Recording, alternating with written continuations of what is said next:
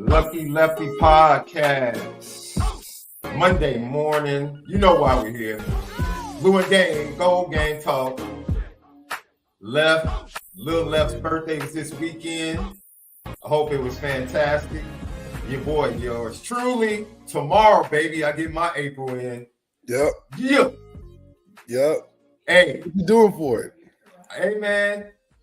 I'm celebrating for the next 4 days, bro. Oh, yeah. Yeah. I'm ending it with a nice celebration on Saturday at the Polo Mansion downtown, the Ralph Lauren restaurant. You know, Top Golf on Friday night. My mom is taking me out tomorrow. And then one of my cousins, one of my younger cousins is getting ordained on Sunday. So that's huge. That's huge. I'm extremely proud of that dude. It's a big time week, and then I'm on countdown, baby. Countdown, right? Yeah. I'm literally like 16 days away from watching baby girl walk across the stage. You know what I mean? Yeah. So, man, I'm living life, baby. I'm living life. Life is good, and hey, the blue and gold game made me feel that much better. Let me tell you something. Look. I actually did a teaching recently. I said, man, if we really want to become impactful in this world, man, the church needs to become a little bit more heavier when it comes to grace. We have to extend grace a little bit more. We need to be a little bit more empathetic. And sometimes I think as fans, and we watch, you know, because I sat back, I didn't really participate in like social media and comments on the message board about the game. I just kind of sat back and took it all in. And it's like, yo, sometimes we just choose to whine, complain, and nitpick, bro. I can take anybody in this world, observe and nitpick. Anybody, any athlete. LeBron James, I can nitpick LeBron James' game. Yeah. Still to this day. Wemby, I can nitpick his game. You take anybody in any profession, I can sit back and nitpick their game. And if any Notre Dame fan came away from that game on Saturday with a complaint, an overall complaint about what they saw, dude, that was the most entertaining blue and gold game you've seen in a decade. Easily. From start to finish. Easily the most entertaining blue and gold game I've seen in a decade. And I still see posts. People just whine and complain. It's like, dude, can you look at the big picture? Yeah. Man, good gracious, man. We'll get into it, man. Because I'm going to let you ride on the quarterbacks, bro. Man, I'm happy, bro. I'll take the bad with the good. I'll take the mistakes with everything I saw. I'm cool with it. Linebackers, offensive line, quarterback, running back, I'll take, man, whatever nitpick it, I'll take it. If that's what comes with this roster being talented and having more depth, I'll take it. Yeah. I'll take it. Compared to what I know was here 3 years ago. I'll take it. Matter of fact, I watched the Illinois. Let me tell you something. I'll say this. Y'all don't want Steve Angeli, send him the champagne. Send him the champagne. I'll take him in a heartbeat. I had to suffer through that Illinois spring game. Trash. Send them to Illinois. We'll win 8 to 10 games in the Big Ten. Because we've been winning 6 to 7 with Luke Altmaier.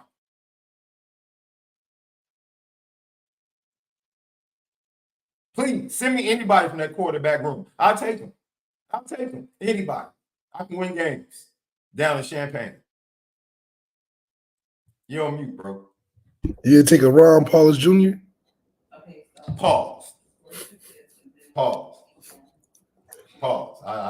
The buck has to stop somewhere.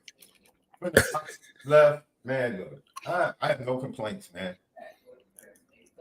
None. Yeah. I choose to be joyous about what I saw. I saw a couple of my guys. Aeneas Williams, Bobakar Traore. You said he's gonna make some sacks. Yeah, and we're gonna get to it. We're gonna get to it in a minute, and you have to be patient. But ladies and gentlemen, it's gonna take us at least 3 shows this week to get through everything. Yeah. The game, Marcus Freeman's press conference, the players' press conferences. You give us to Wednesday because we're gonna have to walk through this strategically, systematically to make sure you get everything you need to get as a Notre Dame fan. That's right. Everything. Absolutely. Brought to you by Onora Whiskey at OnoraWhiskey.com. Onora Whiskey was a big-time star in South Bend all weekend. People love it. Continue to love it. And as always, make sure, if you're going to enjoy Onora Whiskey, make sure that you continue to drink responsibly. You got to drink responsibly. CLB Nation, Apple Podcasts, Spotify. Don't forget patreon.com/Lucky Lefty Network. Subscribe to us on YouTube. Hit the thumbs up. It helps greatly with views. Then share. Let everybody know. Lucky Lefty Podcast. You need to start following us on Lucky Lefty Pod on Instagram and Twitter X, especially Instagram. We're going to start dropping our shorts this week. Some fantastic stuff going up, man. Can I tell you something else? I was wrong. Can I tell you why I was wrong? Why was you wrong, sir? I had no faith. I had no faith in that fight being entertaining. Oh, really? Oh my God. Wait a minute. You didn't think he was entertaining? No. I said I had no belief that it would be entertaining. Oh, it was entertaining. Leading up to the fight. What we got? Left. Woo. Hey, man. I've never seen anybody jump on the ropes as if they won the fight and almost fall off the ropes. Yeah. Like that, man. Like, bro, go sit down, bro. I don't know if Devin had anything for him, honestly. Man. I mean, he looked like he was the outmatched fighter after that first round. And then on top of that, I mean, my goodness. Ryan Garcia didn't know how to finish the job. I'm like, just finish the job. It's like every time he knocked him down, he just didn't want to just go in on him. He just kind of like, yeah, I got you, like nanny boo-boo type of thing. Honestly, looking back, it was confirmation for me because out of the three, you take those three, I always thought Tank was the creme de la creme. Oh, yeah, Tank. I always thought Tank was the creme de la creme. He proved that against Garcia the previous year, and then Devin Haney lost to Lomachenko, in my opinion. Okay, so you consider that last one he won. Yeah, Lomachenko beat him, in my opinion. You know, they gave it to Haney, man, and so you thought Haney then lost. Yeah. Like he got passed through that last one. So where does Shakur Stevenson rank in the three? Because he seems to want to go at Tank. Shakur is cold, bro. Oh, yeah. The only question I have about Shakur is if he goes up in weight. Is he going? Shakur is very similar to Floyd. Defense is the foundation of his game, defense and speed, but he's such a smart fighter, bro. He's a really Devin Haney. Yeah, nah, Devin ain't no. If you go watch that Lomachenko fight, he got outboxed. So I wouldn't put Haney intelligent-wise on the same level as Shakur. Shakur is that special. Shakur is special, man. He has an opportunity to be really special, bro. He has to answer some questions as he goes up in weight. He has to answer some questions. But that was Haney's problem. Haney looked like the smaller fighter the entire time. Like he was fighting his big brother Garcia, Garcia wasn't intimidated by him. So it was big brother versus little brother in that aspect. Yeah, and for fans that are upset or that were upset with the fact that Garcia didn't come in underweight and they gave him, I mean, yeah. I mean, that's valid. But that goes back to Garcia. I don't know if he took the fight as serious as it was built up to be. The fact that he didn't take it as serious and still whooped up on Devin makes it worse. Because he said, man, I might hit 420 before and after. That dude got to the press I was drinking every day. And said he went out to the club every night. Every day. Come on, man. Come on, Dev. This gets worse. It gets worse. This gets worse for you, bro. His dad trying to vouch for him. And then Petty trained Bernard Hopkins. You know, Devin Haney. Dude, super petty. To say that right before the decision was announced. super petty. But I mean, he is a devout Muslim as well. So yeah. It's all fun and games when you lose.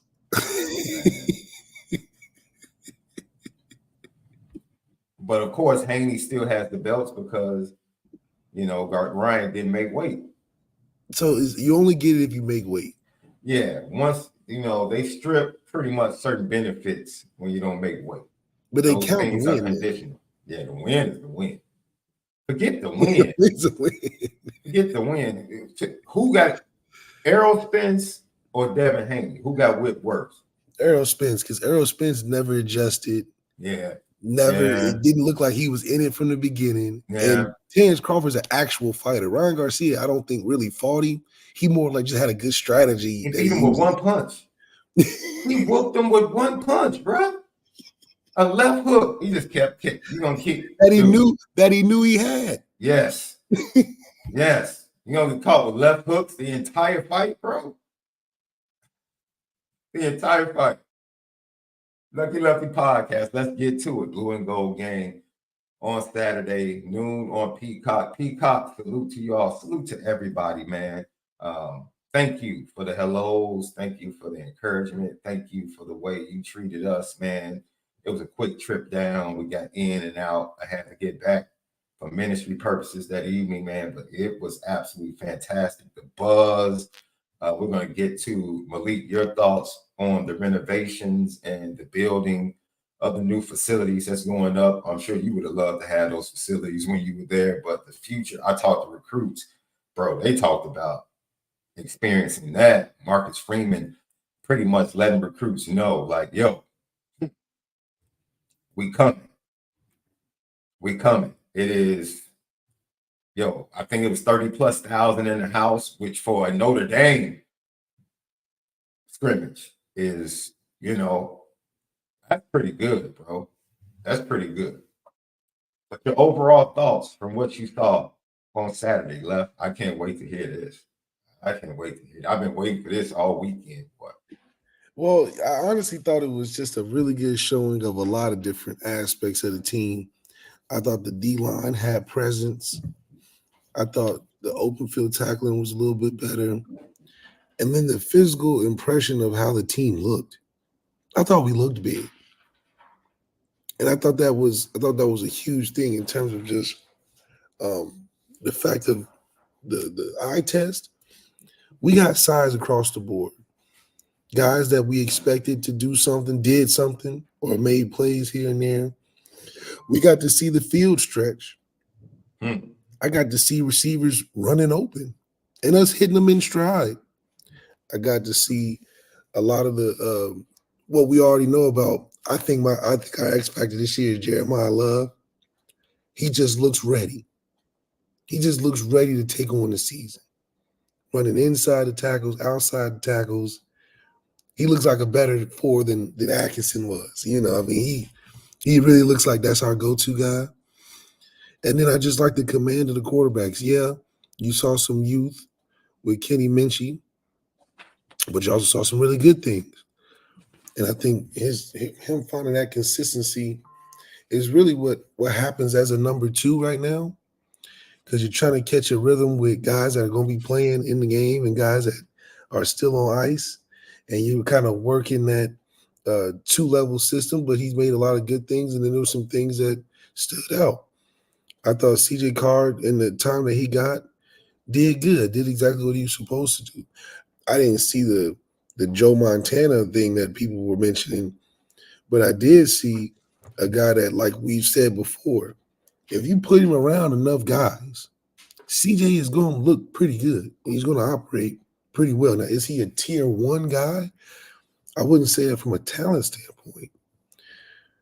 But I think he can be in that tier 3, tier 2, provided everything is right there, because he's going to make the right decisions.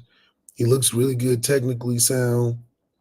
It's just the things that you can't account for in terms of the live bullets is where his game is going to have to be seen. I like Marcus Freeman's command of the team. I think they all responded well to the challenge with a WWE belt on the line. And, to see people be engaged this early in the year is going to spell good for fall camp and what the season's going to entail. But man, from the young guys making impressions on a first name basis or first game basis, like your Aeneas Williams, your Dons, your younger guys coming in, I thought it was super impressive, and I love the way they showed it. Chris Mitchell popped up, running wide open all day. I thought that was impressive to see from the fact that we finally looked balanced on offense. It didn't look like we were just running the ball to run the clock out. We were able to get some passes off. Jaden Grayhouse made a couple great catches. Some decisions were really good and were made in certain football situations. And we got to see some athleticism from the quarterback position that I think will be sufficient enough to get us the wins throughout the season we need. Steve looked mature. He looked like he's been focused on doing his part and priming for the season. But Aeneas Williams, I'm telling you, he didn't shock me, but he shocked some of y'all out there. But I told you he's versatile. He's a back that you just got to get him the football, and he's gonna make it happen because he's hard to tackle. So that's his best trait, that he's hard to tackle. Everything after that is just about finding a place to get him the football. O-line looked good too. But conversely, when the D-line wanted to play, we got some guys that might raise that sack stat a little bit this year, especially going against our O-line, which is a great testament or a standard to see where you are before the season starts is how you do against our O-line. I like R.J. Oben. I thought he did really good. He had a strip sack. Obviously, Bobakar Traore got back there, and he looks like a bull in a china shop. So the usual suspects were the usual suspects, but I'm really good to see that as a complete team, we look a lot better this early in the season. And I can only imagine what it looks like when we get after fall and everything else. It's also going to be hard to see where they fit Riley in. Where do you fit Riley into this picture when he gets healthy? Because I saw a team He's gonna start. Yeah, but I saw a team that looked pretty good and know how to. Left, we said this season it's not about the quarterback. It's not.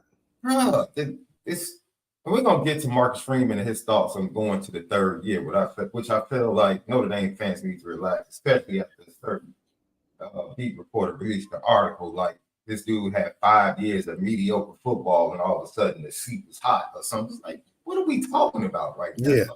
Like, dude, like, come on. Hey, look, it's too much. You to go there down that rabbit hole. You're choosing a nitpick, bro. Yeah, it's too much hope. There's too much hope around this program, man. Too much. It's a lot of hope. I saw a lot of hopeful, wishful things on that that message board. It's Lucky Lefty podcast. So go ahead. We'll get into the quarterbacks because I'm sure most people want to hear your thoughts and get into specifics. CJ Carr on the day ended up, 15 for 23 for 105? If I'm reading that correctly. 1 touchdown. Kenny Minchie, he ended up 12 and 19 for 123, 1 touchdown, 1 interception. And then he also had a rushing touchdown, along of 38 on a pass. And then Steve Angelic, 17 to 25, 228, 2 touchdowns, with a long 62. I'm going to let you ride out on the quarterbacks. And then I saw something, and I was like, I have to hold this until Monday. I can't wait to say it because I want to hear what Left has to say about it. But go ahead. You're on mute. Well, I think the biggest thing is that the quarterbacks didn't look bad. I think there's a difference between the three, but it's a good difference. I think they all have different strengths, but it wasn't much of a challenge to where they had to do something extraordinary to stand out. I think because of the players we have around them, it makes it easy to catch a momentum and make big plays happen. you hand it off to Jeremiah Love, and then come back and throw it to Chris Mitchell wide open. That's just something that's going to strain defenses all year. And I think playing within that, you find a comfort zone. And I think that's what Steve got into. I didn't know Eli Raridon is that freaking big. Either he's really big or he's super stiff and tall. Because, I mean, he looks like a massive human out there. And Steve defined him often and early. I thought it was good to see him find that connection. The use of the inside and outside passing game, I think is there. And it's something that you can see they've been working on in the spring. And to see guys feel confident throwing the ball down the field like that, something they've been working on. And Denbrock's implementing it just how I think he should. For Kenny, I think Kenny plays the most loose in a good and bad way. I think he plays less fearful than the other two guys, like almost like a gunslinger. But he's a kid that's trying to make it happen, which I think is the difference between him and the other two. CJ's going to do exactly what you put on paper. CJ's going to be efficient and consistent in that aspect. Playmaking is where I would like to see his game grow. But, you know, it's hard not to talk good about a kid that does everything you want. That's essentially why even nitpick? He's a true freshman. Why even nitpick? He's a true freshman. He's doing everything you ask him to do.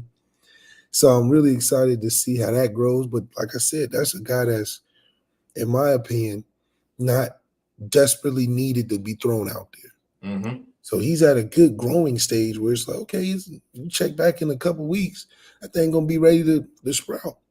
So there's no rush on that. So I think we did get to see what we wanted to from him. Steve is, I wouldn't want to say he left more to be desired, but he did exactly what he did when he got in last year. He did what he's supposed to do, made a couple of checks, made some quick throws, kept the drive alive, and scored when he needed to. So you can survive off of that. And I think that's a testament to where Gino Guidugli can stand on, especially when Deuce Night and the recruits come up, is that, look, I developed this group in the 2 years or 1 or 2 years that I've been here to where they're not looking like last year. Kenny last year, a little rough. Steve, obviously, last year, a little rough.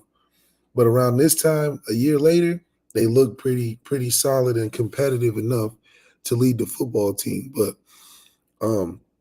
super impressed with how Kenny's able to bounce back after interception and still be able to throw the football with confidence and passion. Stood in the face of getting hit and threw a touchdown. That was really cool to see. So I'm very satisfied for where we're starting at because it's more than one guy that's able to do it. Last 3-4 years, it's like, man, we lucky. If we lose this one guy, we might be in the pits. I don't feel like that about this quarterback room this year. So that's a testament to Marcus Freeman and Gino Guidugli on developing that group to be sustainable. Like Lefty podcast. He had a couple of GTB questions coming up for you, Left, concerning the quarterback. I just want to give you something immediately. I was watching the game, and it hit me, right? And this goes back to what you say all the time, man. It was comical, so I just bust up laughing. And I'm sitting there in the stands, I'm watching the game, and I'm like,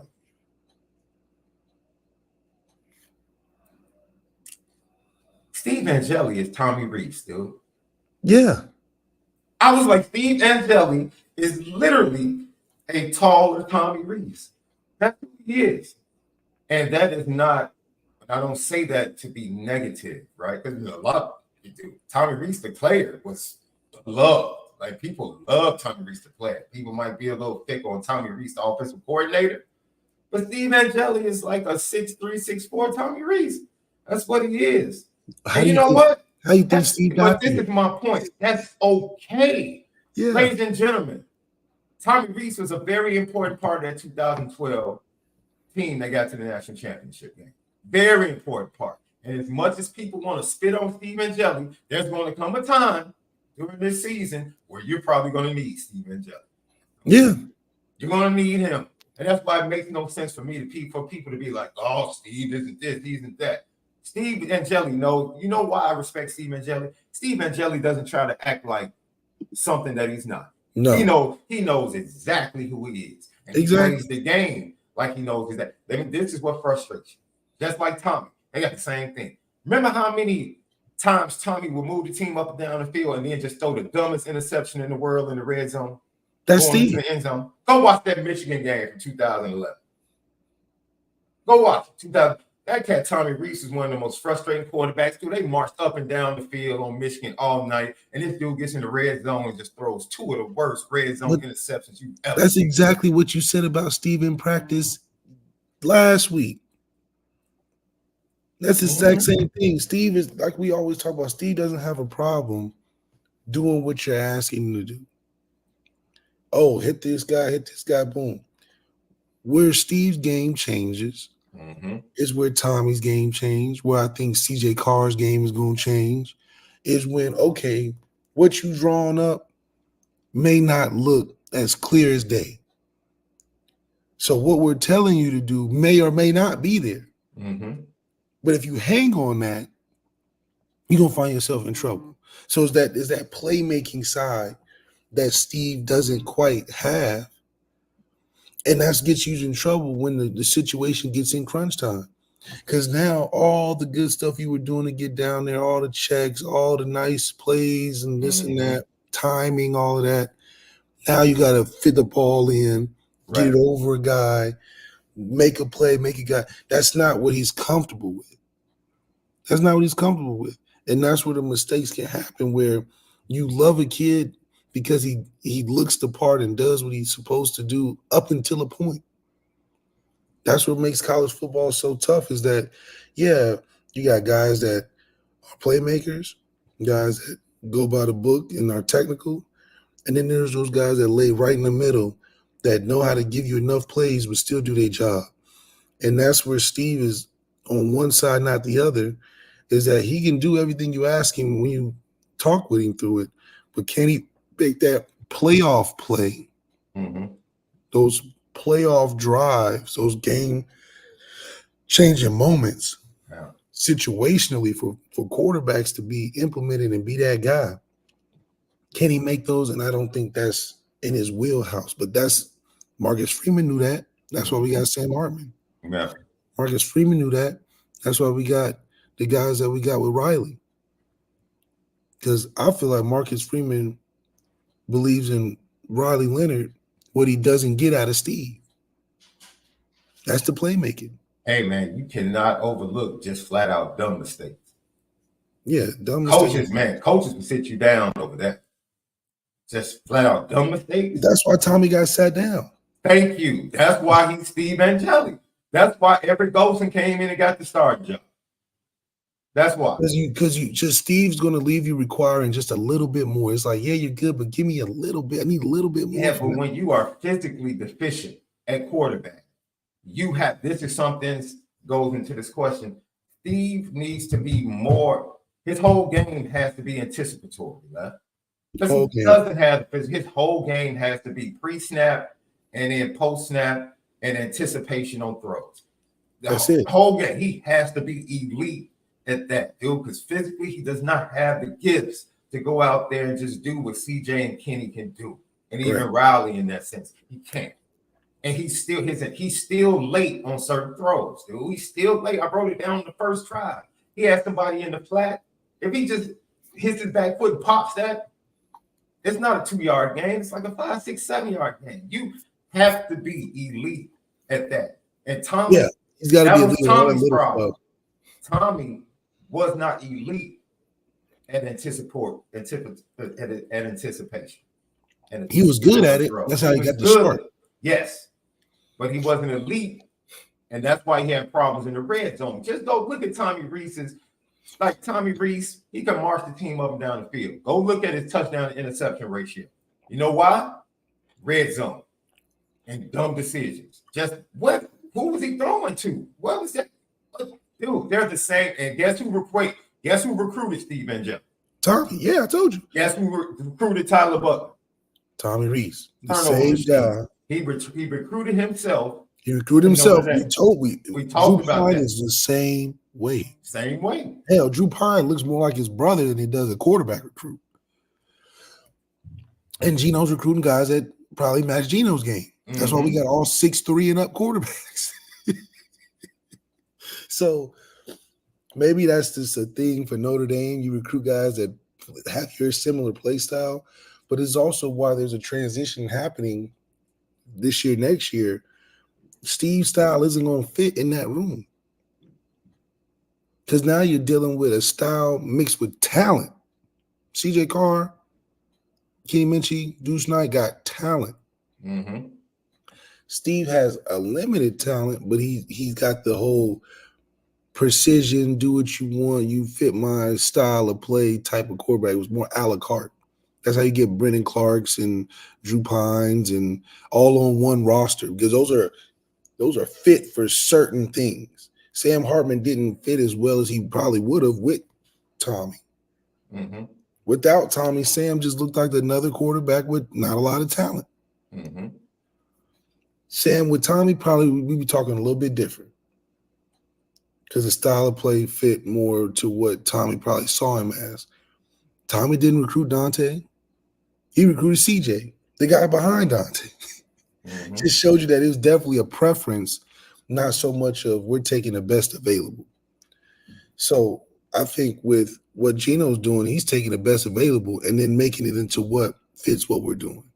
That's how you get a CJ that didn't leave. That's how you get a Deuce Knight. That's how you get all these quarterbacks recruiting 26 that are big and can do a lot. And so I do think that Steve is Steve's best years right now, because the quarterback position isn't as premium or needs to be as premium as it will be the years after. So it can work. Now, when it comes to red zone and his decision-making down there, I think he is who he is. You're going to have some good plays. You're going to have a mixed bag. That's that next stage that we get to next year where playmaking has to be a premium for quarterback play. Now, when you get down the red zone this year, I feel good handing the ball off to 4. Hand the ball off to Jabron Payne, who looked good until he got hurt. Yeah, all the running backs look pretty good. But once again, Jabron, favorite of the spring. He needs some more love. It was a very quiet favorite in the spring. Remember last spring, Jabron was the big buzz at the running back. Big buzz. He's big buzz again. He was quiet. Yeah, the buzz was a little quieter this spring because of what Keydron Young and the knees, Jeremiah Love. I mean, there was just a lot. But once again, you see his value. Let me tell you something, Left. You spoke about each and every quarterback. I think you were on point. Ladies and gentlemen, 2 years ago to today, I don't care what the composition of the quarterback room is. I don't care what the flaw of each individual quarterback is. I'll take it. I'll take it. Come a long way from Drew Pine and Tyler Buckner being in the quarterback battle in the spring. A long way. I'll take it. Long way. At some point, you got to be grateful. At some point. At some point, you got to be grateful. We're going to be all right. And as we said before, I stand on it. Man, Notre Dame will run this schedule with quarterbacks in the room. Just flip a coin. Yeah, flip a coin. All 3 of these quarterbacks can handle this schedule all 10 games. Saturday was nothing but confirmation for the things we have been seeing and saying all spring. All spring. This team is no longer dependent and top heavy. It's not. Oh, we need this guy to do this on defense. This guy on offense has to do this. This unit has to do. Everybody can do. All the running backs made plays. All the quarterbacks made plays at some point. That's what I'm saying. Everybody saw good things on the offensive line from different plays. You saw good receiving from veterans. Good receiving from the whole group. You saw a walk-on, making catches on Thursday. KK Smith, like you said, he was surprising. I didn't know he was that fast. Defensively, all day. What do we say from the scrimmage the previous week? All of a sudden, somebody will be quiet, and here they come making a play. And then another kid, you wouldn't hear from him. And here they come. He's making a play. His team is no longer top heavy. That's why this season is not about the quarterback, Left. Yeah. That's why Marcus Freeman went out in the portal along with the quarterback and got playmakers at wide receiver. Because the quarterback alone can't do it. So it's bigger than the quarterback. Notre Dame did to this. It's bigger than the quarterback. Do they need a quarterback that's going to be able to make some plays in the passing game? Yes. Yeah. Yes. Yeah, but that's the talent is 80% of the game. The talent is there in the quarterback room. That we can trust that it'll be open. Look, Steve Angeli can make plays. Steve Angeli can be Mac Jones. I think people have seen now that Mac Jones is going to the NFL. People have seen, the talent around Mac Jones at Alabama made him look a lot better than he probably is. Duh. The same thing just happened for J.J. McCarthy. First round. Oh, listen. Ladies and gentlemen, I know we want to give love to quarterbacks, abundant love all the time. We want to call it, and it probably is the most important position in all of professional sports, outside of the goaltender in hockey and outside of the starting pitcher for any baseball team. But good gracious, man. Good gracious. I just love the fact that we don't have to depend on the quarterback to win.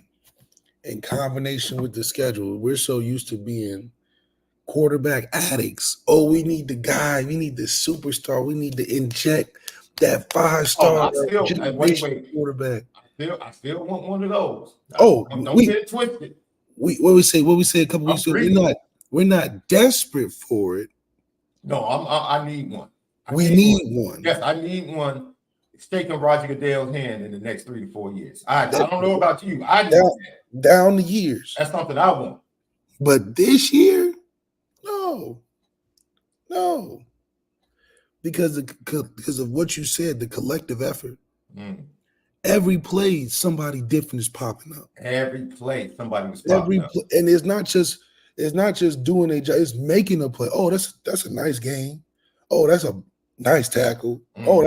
Oh, strip sack. Oh, you bull rushed it. Oh, it is from different aspects of the team, which is a good formula for what it can spell out to be in the future. Alabama was always like that.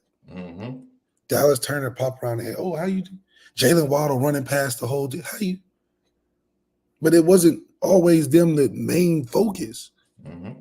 As long as the quarterback doesn't have to be the main focus this year, we're going to be all right because everybody else is doing something special. Jeremiah Love breaking a 20-yard game, second play of the game. You're like, that's what we should rely on. And then you turn around, KK Smith making a nice one-hand grab or making a nice down-the-field catch. And then you see Eli Raritan just be big over the middle. You're like, we have a team. This is when you get excited about the team aspect of Notre Dame, because now you can get some fan favorites. You're not a one-dimensional team or have one-dimensional answers. I think Denbrock is looking at this like, man, any which way we choose to go for a particular part of the game, we can attack at high efficiency. So if we need to rely on the pass game, our receivers and a good enough quarterback play, we can be a threat. If we got to run against a team to open it up, we got enough running backs, a good offensive line, a good run scheme. We can open it up in the run game. We need to be able to hit the ball over the middle. We got the tight ends. We got the receivers to get over the middle and do that. So I do think that the element of surprise is definitely with us offensively. And then defensively, the element of surprise has been players flashing. Guys just standing out. Micah Bell, he was everywhere around the field. He lost some, but he won some. But his competitive passion was out there the entire time. When he made some breakups, he was in the mix. And I like that about it. He reminds me a lot of Tariq in that attacking nature, just always around it. Even if he got one time, he's around the football. So like Mike Mickens talked about, his bad plays are still good plays. Like players, you'd be like, dang, you gotta, but you was there. You just gotta do this different. I think that's a lot what you can speak for what our secondary is, but our defense, man, I'm just excited to see who can keep it up throughout the entire season.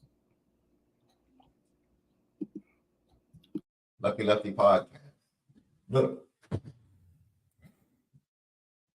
let's go to what else you want to talk about in the offense? You just pretty much broke down Chris Mitchell, Micah Gilbert. Micah Gilbert, man, hey, shout out to Micah Gilbert. He doesn't look the fastest, but he looks the most open. He doesn't look the fastest, but he looks the most open. That's crazy. He knows how to get separation for sure. Henry Garrett, 1 for 11. Chris Mitchell, Alex Whitman. Dude, Jack Larson. I heard it come over there. I heard Jack Larson. We said it's gonna sound dope. Greatest football name on the team. Hey, Deion Colson, young man. Look, I was not happier than when I saw that young man come out and make plays on Saturday. Yeah.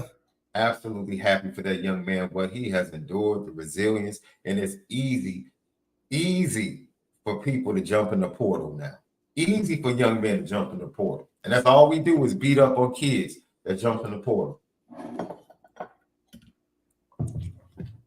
Look, I'm happy for that young man. Absolutely ecstatic from what we saw from that young man. And then, look, Cam Williams didn't play. He pulled a hamstring. Jadarian Price didn't play. He pulled a hamstring in the practice before the game, right towards the end. Marcus Freeman actually talks about that. How frustrated he was. He actually took blame for the Jadarian Price injury and just being selfish as a head coach. But he said they were mine. Hey, hard not to be. I love seeing Jadarian out there too. Man. So, ladies and gentlemen, Jaden Greathouse, Chris Mitchell doing that thing. Ladies and gentlemen, this is what have we been saying, Left? Yeah. Like the team they're more talented, they're deeper. Yeah, they're a little bit younger. Did you hear what Jay Mickey explain this? Jay Mickey, in watching the replay on Peacock, they interviewed him on the sideline, and he said, we're a closer group because I think the classes are closer now in age, meaning everybody's pretty much bunched together. Yeah. And we're younger rather than when I first got here, we had a lot of veterans, right, that kind of pushed back a little bit on what Marcus Freeman was trying to establish. Had a lot of old guys, and the team wasn't as close. Now, with everybody being a little bit closer in class and age, the team is a little bit closer as well. I mean, I thought that was telling for him to admit that. Yeah, year 3 is the year you got most of them of the older regime out of there. Marcus Freeman done been to everybody's house on the team so far. He wasn't at JD's house. He wasn't at Aldrich's house. Aldrich's house. Yeah. So yeah, you feel closer because whatever Marcus Freeman told you at your house. That's a good point, Love. He told everybody else at their house. So they all like, okay, he told you that too. Okay, we can connect. We on the same page. So that's why year 3 is important, because now you're like, okay, this is my team. Max Bulligan told you, yeah, we're appreciative guys of Marist and JD, but that Jack Kaiser guy, yeah, we love him too. But hey, it's a young man game right now. We need to do a little bit more. Years before, Jack Kaiser's like, hey, this is the core group. We feed into each other. Y'all feed off of us. Now Jack Kaiser's got to be a little bit younger. He got to go in there and play a little bit younger, a little bit more spurt to him. It's less about here. It's more about, okay, helping these young guys make plays with me. So Marcus Freeman has finally got his hands deep rooted into the team now to where he's like, this is my team. I'm not taking over for a previous guy. I'm not filling in these kids. I have seen as babies, raised them up, right? And now they prime and develop. That's why a guy like Jalen Sneed is a perfect example of a Marcus Freeman product. He didn't want to throw him out there, even though he could. He's like, let me keep him back with the rest of the pack. Let me keep him with the rest of the pack, because then when I break him out, he's got the experience, he's got the leadership, but also he's been here before. But he feels more included into the group that he's with now with these younger guys than he ever did probably with Maris and JD of those guys. So I think that Marcus Freeman is getting to a point where that's why it's not a lot of excuses that you can even give due to the fact that now we're in a position of this is your team. This is everything that you talked about in year 1, we need to see in year 3. All the recruits, all the program building, the stuff, all the coach development, all the administration, everything's in place. We got to see it over the spring. The implementation of Mike Mickens over the entire secondary, throwing in Coach Biaggi in there, putting Max Bullock on the scene, bringing out Gino Gaduli more in terms of what he's doing with these quarterbacks, getting those guys ready, hiring Denbra. So he slowly has put together this whole masterpiece where we're excited because the team is activated.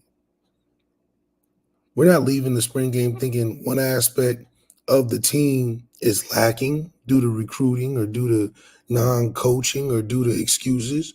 We're like, we feel a lot better than when we did last year about the receiver room. Feel a lot better than what we did about the O-line. Feel a lot better than we did about the quarterbacks, right? So this is a very engaging opportunity to watch Marcus Freeman kind of put on display. See, I told y'all we had something. Even from younger recruits to older guys on the team, we definitely we see it coming, and it puts to ease a lot of the, in my opinion, I hope the fears of, we got to worry about Purdue sneaking up on us. We worried about these lesser teams sneaking up on us just because they're hot right now. We should be confident in the fact that, they may be good, but we are very consistent. We have depth, and you don't know what game somebody's going to pop off because everybody has that quality. If we give him the ball 20 times, something's going to happen. We don't know. We ain't going to say what it is. Something's going to happen.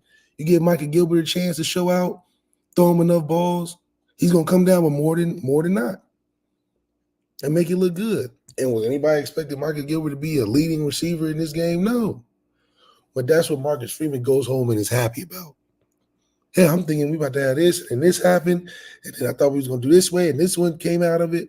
So that's always going to continue to keep the team going because it's a long season. But it gets longer when you're only throwing to one guy. It gets longer when you're wondering why a kid like Tobias isn't playing. And then when he gets his little time, he blows up, and then we don't hear from him again. That's what made the season long. But now, Jordan Faison, who we haven't seen, is still coming back in the scene. Mm-hmm. You got your Jaden Grayhouse who's making a bigger impact. Chris Mitchell said he was here. He's looking like it. And so all of it is falling together, which we always say, these flip a coin at quarterback, and we can still do the same impressive job, I think, with anybody out there for the rest of the season. Left, you pretty much explained it. Let's get to these GTB questions, and then a lot of people want you to talk about the offensive line. Indy Milton fan, as always, thank you for tapping in. What are your thoughts on Brad Fitzgibbon? That is a 2025 defensive line recruit out of Chicago that made a visit to the Blue and Gold game from Chicago Maris. 6'4", 280, holds offers from Kansas State, Iowa State, Arizona State, Michigan State. Starting to pick up a lot of buzz in recruiting circles. I spoke to the young man. He was very excited. He brought up Jason Onye twice in our conversation. So it goes once again, Left. What did I say? The impact on recruiting is that when recruits come to see your practices, they see a better product than they saw 2 years ago. Yeah. And the fact that this young man mentioned Jason Onye twice lets you know. And that's what I want to see, John. I want to see Onye make a bigger splash in the season because of the hype he had coming in last spring. And I think this is just set up for him to do better because of the compliments of everybody else. Hell, we got guys that need attention too. So I don't think it'll be just a one-sided factor this year. I think it'll be pretty healthy for a guy like Onye to have a Howard Cross type of season to where he may not come on as often, but when he comes on, he's making impactful plays in the game. like a tackling the quarterback last play, sacking him, that whole thing. Yeah. And also, just to tie a nice little bow on Fitzgibbon, just a conversation. We'll see if he can help with an offer. But I did a little more digging left. I talked to two offensive linemen in the 24 or 25 class that play against Fitzgibbon in the same conference. That's the Chicago Catholic League, bro. Most competitive conference in all of the Chicago area. And both of these guys were like, yo, one is a 24 commit to a D1 program. The other one is a 2025 recruit. And both of these guys are like, oh, yeah, he can play. They like, yo, he's stronger than you think. Like, dude, he's really strong. Yeah. So they're very impressive. Like I said, he's picking up a lot of buzz.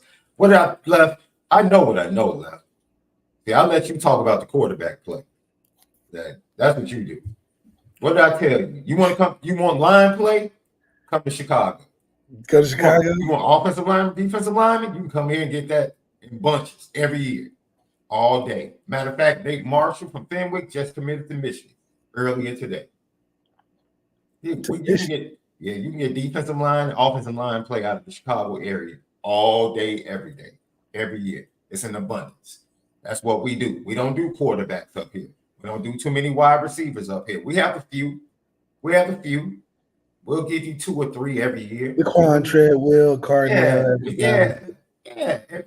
We'll give you 2 or 3. But offensive line, defensive line. Oh, we got you. With a few tight ends sprinkled in, we got you. Andy Milk fan, but another one for you, love. How long does it typically take for an offense to learn a new offense? Offense or a specific player in the offense? I think it starts with recognizing how efficient we are running the easy stuff that looks easy on TV. Oh, we're handing it off left. Are we blocking it with an intensity, with a purpose, with a detailed technique standpoint to make the easy stuff look good? So this is what the spring game helps with, is that are we blowing open passes? Are we missing or not running the right route with technique on the day one stuff?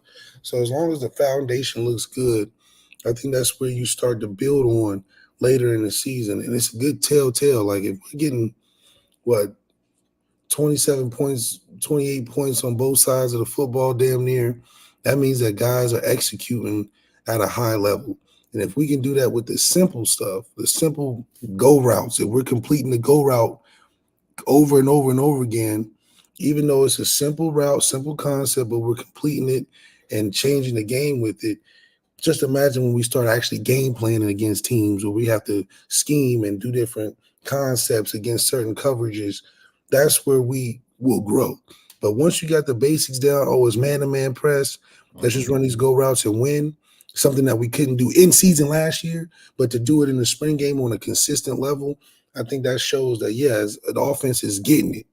Now, will they got it or will they get it? I think that will be determined by, in my opinion, points scored. And that's when we're in the 40 to 42 range. Yeah, the offense gets it.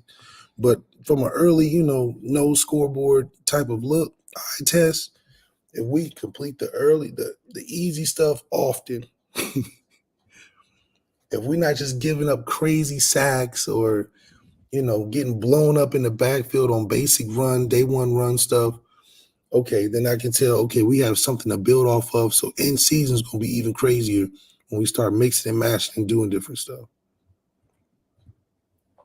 Lucky Lefty podcast.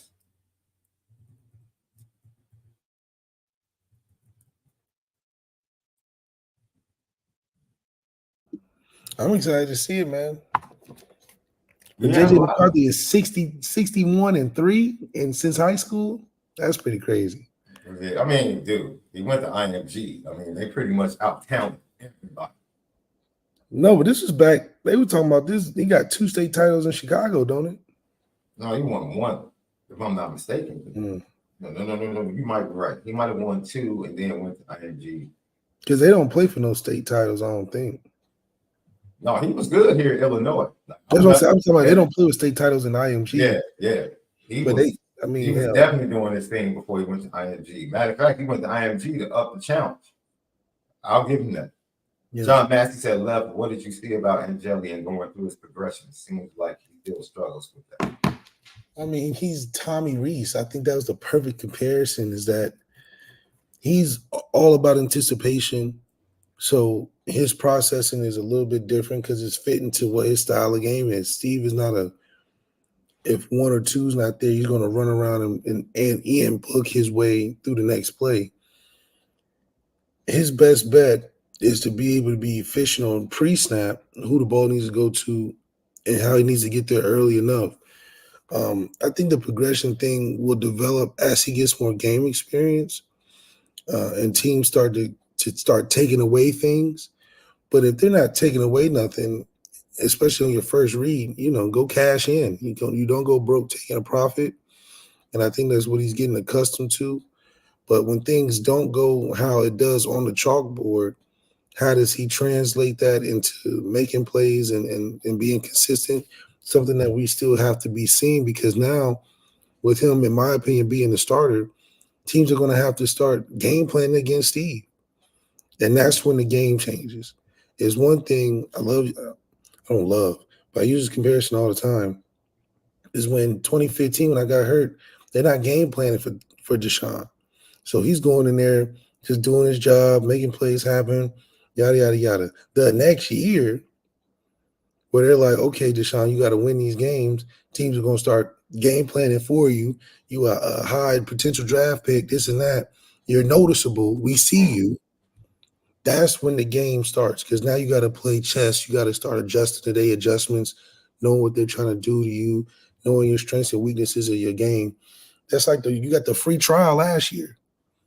The free trial, you go in there with a good team, you don't got to mess it up. Just stay on course. That's Ian Book the year before we went undefeated or something like that. Yeah. It was just like, Ian, just don't mess it up. Just don't mess it up. Now when it's like, okay, Ian, you got to go win these games and lead us to championship teams, it's not letting you run around and you got to play from the pocket or whatever. That's where the growth and challenge comes. And you'll know if you're really like that. And Steve will find that out as the year goes on. But it's, for a guy like CJ, his free trial, he did great. Yeah. That's the first test. In your free trial, when nobody's expecting nothing of you, if you do good, that's a good sign for what's coming later in the season.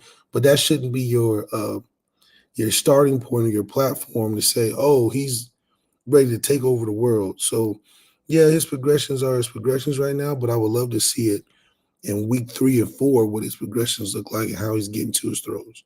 Man, let me tell you something. One of the things, I said it after the scrimmage, man, because there was buzz about CJ after the scrimmage, and I'm like, man, relax. This is like nobody really wants. Look, I was the only person that said, I'm not about to be hyperbolic, man. I'm going to give you some context. All right? Every quarterback in that room has a flaw. Everyone, yeah. Everyone. We can point out a lot of things. You saw Steve and Kenny make a lot of checks. You didn't see CJ making a lot of checks. You saw CJ looking to the sideline for help. And that's okay. CJ Carr is not ready to start on the road. Do him a disservice throwing him out there. Absolutely, dude. And it has nothing to do with talent, man. Why would you? He needs to start. No, he doesn't. No, he doesn't. Can we just be happy with actually having talented players in a room and letting them bide their time and play when they're ready to play? This is what big programs do. Like, we have to get used to having depth at all positions. Yeah, get used to having depth. It's the same thing for KVA. KVA is going to look darn good. He's an elite freshman. Relax. Ladies and gentlemen, I'm here to tell you he's not a better overall linebacker than Drake Bowen at this point. He's not. And he may flash here and there, but we're talking about a whole game. And we didn't say he's more talented or not more talented than Drake Bowen. We said he's not a better overall linebacker at this point than Drake Bowen. He's not. He's not a better middle linebacker than Drake Bowen right now. He's not. And that's okay. That's okay, man. That's okay. It's all right. Because Drake Bowen is a darn good football player. It's okay. Yeah, let that's KVA buy his time and let the oven preheat, as you like to say, Left, before you put the kid in. Yeah, y'all like raw chicken. Look, I know you like chicken, but you don't like raw chicken. You like it baked, fried, dyed, laid to the side, chopped up, crispy. You just you so excited about the chicken that you just let's eat it now. That's not how you eat chicken. Gotta let that thing cook through. Let it get to 450-degree temperature on the preheat the oven side. So I think that goes back to us being too desperate to let the talent run out there, disregarding the fact that we got talent that can play right now. Drake Bowen is very, very, very solid. And his coming out party is right now. Can we be honest? It didn't take a rocket science to watch practice. I watched the first spring practice. What did I come back and say, Love? What did I come back and say? I said Kenny Minchie. I said Kenny Minchie has the best arm. Kenny Minchie has the best arm. I'm not one of these dudes that likes to make myself look good based upon what I see in practice. Practice ain't that hard, bro. It ain't that hard. It only take about 4 or 5 minutes to see how they doing it. I don't have to make I really know dude. It's not that hard. It's not rocket science. Anybody out there in the chat, if you had the same access and watch practice, you watch warm-ups and see Kenny Minchie had the best arm in the quarterback room. Yeah. Dude, you're not taking rocket science. You don't need to play the game. All you need to do is have vision. That's it. I had the same vision the first time I watched CJ and Kenny throw this year. They have the best two arms. Best two arms in the quarterback. Yeah, we knew that. Yeah. You don't need to play the game to know that. Definitely don't need to play the game. What did I say last year? I said the most talented linebackers in the room, Osbury and Drake Bowen. I said that last year. Yeah. They're the two most physically gifted interior linebackers. They came in ready to play. But Drake Bowen was not a better middle linebacker all around. Than JD. He was. But he was more talented last year.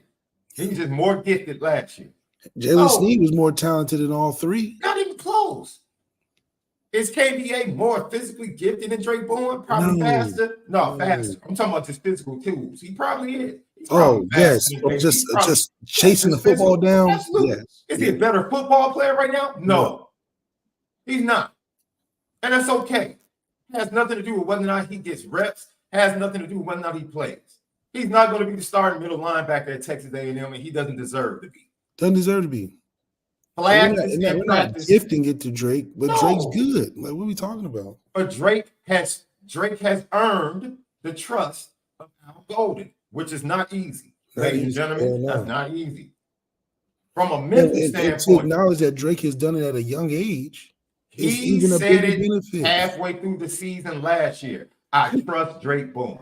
Guess what? KVA is going to have to earn the same trust. He got a long way. And that trust goes far beyond his physical talent. Yep. As a middle linebacker. Period. You got to line everybody up. Not only have to know your position, you got to know everybody else's position. Yep. All of that comes with being the middle linebacker in a very complex Al Golden defense. All of that. Is he going to get there? You're darn right. Is he going to play? Yes. But stop this fooling. Oh, he has to start. No, he doesn't. Oh, TJ needs to start. No, he doesn't. He doesn't. Get used to having an elite program with depth, ladies and gentlemen. Your freshmen don't have to play a bunch of minutes. And that's a good thing. They can play where they're needed. That's a great situation to be in. It's a great feeling to have. I know we haven't had it as fans. It makes us a little thirsty. Get used to having your thirst quenched. Yeah. It's like, it's a new day. Saturday was literally a new day. From the renovations and the renderings through the blue and gold game. It was just affirmation and confirmation from what we saw all summer. Period. I have my favorites too. I think Bryce Young is one of the most gifted players on defense. He ain't ready to start over RJ Oben and Josh Burke. He's not. But if you take them through a combine, Bryce Young probably would crush everything. And just because he flashes and just because he's physically gifted doesn't make him the star. It's not how it works, man. It's not how it works. It's just not. And quarterback is a different position, Left. Because if you're a dude at quarterback, and I'll give you credit, Left, Saturday confirmed this for me as we get ready to switch to Marcus Freeman and talk a little defense. You said this, and I want to give credit to you, Left. You said before they even got Riley Leonard, you said, dude, Notre Dame can just roll with Kenny and CJ and let Steve play backup. Left, you're right. You're right. Based upon this schedule, they could have walked in faith. They could have walked in faith, let Kenny and CJ ride, and let Steve Angeli be Tommy Reese and what he was to Everett Golson. They absolutely could, because the team around them is so much better. Yeah. The team can support a young quarterback. Yes, absolutely.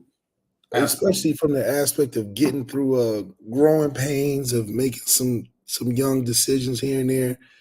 I trust the defense could bounce back and get us to football back or stay in their ground. And I trust that if it was getting too heavy on the quarterback, that we could turn around and hand the football off or throw a screen out there and still get the same type of production. This year specifically, thinking about what the schedule we have on the season, we can definitely make it happen.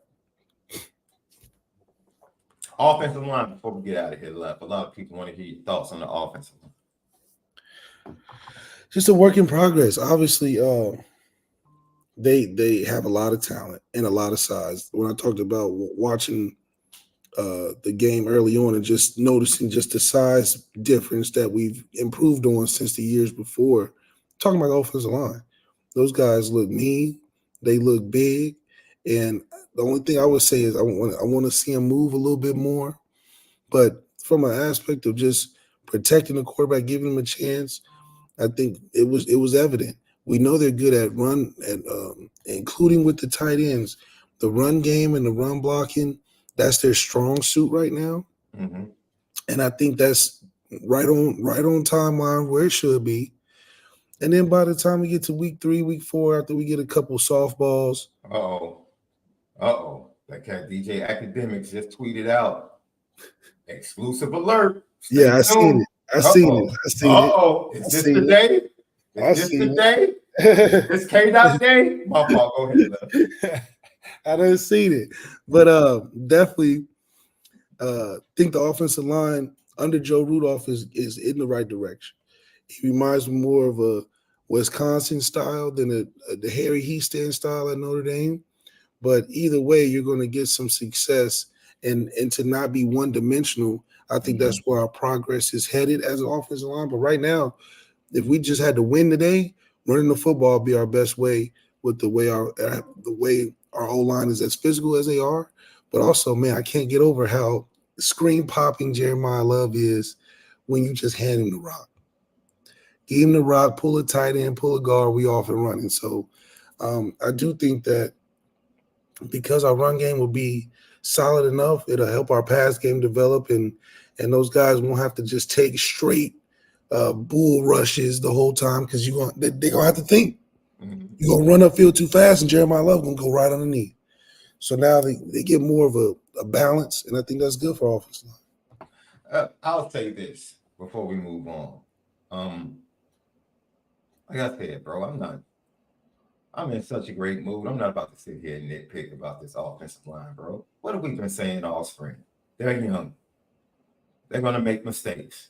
Yeah. That's what young offensive linemen do. You're going to see reps where they look good, and then you're going to see reps where you're like, come on, CJ. You can't let that dude get a speed rush around you. Right. It's like okay, you give up one there. He's a true freshman that's played 2 games. That's what it irritates me. The level of expectations that we put on teenagers, bro. Like, what are you expecting from Charles Jackson right now? Are you expecting him to look like Joe Alt right now? He's literally played one official game as left tackle. One. He was literally playing on the interior because they asked him to all season long. Kicked out the left tackle and became the starter. And instead of focusing on that he had that ability after working inside to move out to left tackle and seal up that position, and there is no competition on the squad. No competition. Nobody's even close to him. You still want to nitpick. Oh, I don't feel good. He's a true freshman. What are you talking about? Lefty, you think I felt good, totally good about my daughter going all the way to California as an 18-year-old? Don't you think I knew she was going to make some mistakes? Okay. You probably had to sit with yourself a long time. Absolutely. But I was sleeping good at night. I can tell you that. That's right. Because I trusted in the fact that I had spent 18 years preparing her, but I still was kind of like, man, I don't know. But I didn't focus on that. I chose to focus on the good parts, bro. I chose to focus on the fact that and now you at the end of the road. And now you at the end of the road. So now, either if you have a problem with Joe Rudolph, then fine. If Joe Rudolph scares you as an offensive line coach, fine. If you would feel better if Harry Heaston was the offensive line coach with these young guys, then fine. That's a totally different conversation. But I think a kid that has not played outside of one game deserves a lot more grace than they're being given. Yeah. Now, you want to have a conversation about Pat Coogan? I'm cool with that. We can have that conversation. We can have that conversation. I said Sullivan Apsher and Charles Jackson need to be your starting left guard and left tackle. I said that last week. Yeah. I said that last week. Let the 2 youngsters roll. And in 3 years, 3 years, you had 2 dudes walking up to shake Roger Goodell's hand in the first round. Easily. Let them roll. Let them roll. Don't shortchange it by being indecisive on Coogan. Let them roll. You got Rocco coming back. Ridley Shrouf is getting better on the right side. Heck, Emil Wagner looked, man. He didn't look bad. He looked better than he was more consistent than what we've heard about this spring. That's right. We told you they were going to make mistakes, but we told you they're going to be better heading into November 4th. Period. This isn't something you didn't see anything on Saturday that you didn't know going into the game. That you didn't know. Knew the offensive line was going to struggle. We reported that the defense was dominated, but we also reported that the offensive line would come back a practice after that or 2 practices after that, and they played much better. They competed. Nothing snuck up on Notre Dame fans Saturday watching offensive line play. It wasn't like all of a sudden, we thought we had 5 stars. We thought we had dudes. No. You knew these were kids that have not played. And just like the quarterbacks, you need reps to become more consistent. You know why Jason Anye went from flashing to dominating on Saturday? Reps. Yeah. More time. It's called development, ladies and gentlemen. But we've been ingrained with this microwave development mentality. Because that's what we've needed at Notre Dame. We've needed young kids to come in and have to be dominant. That's the truth. That's not the case anymore. That's why Marcus Freeman said, I need 1A and 1B his first year. I'm not trying to develop twos. That's what he said. I'm not trying to develop twos. I'm trying to develop 1As and 1Bs. That's going to be our depth chart. And that's what you saw. 1As and 1Bs making plays all day long in the blue and gold game. You saw his vision coming to pass. That's it. You want to talk the technical side? Are the certain offensive linemen still catching? Does Charles Jagasaw need to not depend upon his length all the time and use his feet a little bit better? Yes. Against the speed rush? Yes. Did I say that a week ago after the scrimmage and told you that? Yes. But once again, he's played one game at left tackle. One game. It's his first spring preparing to play left tackle. One.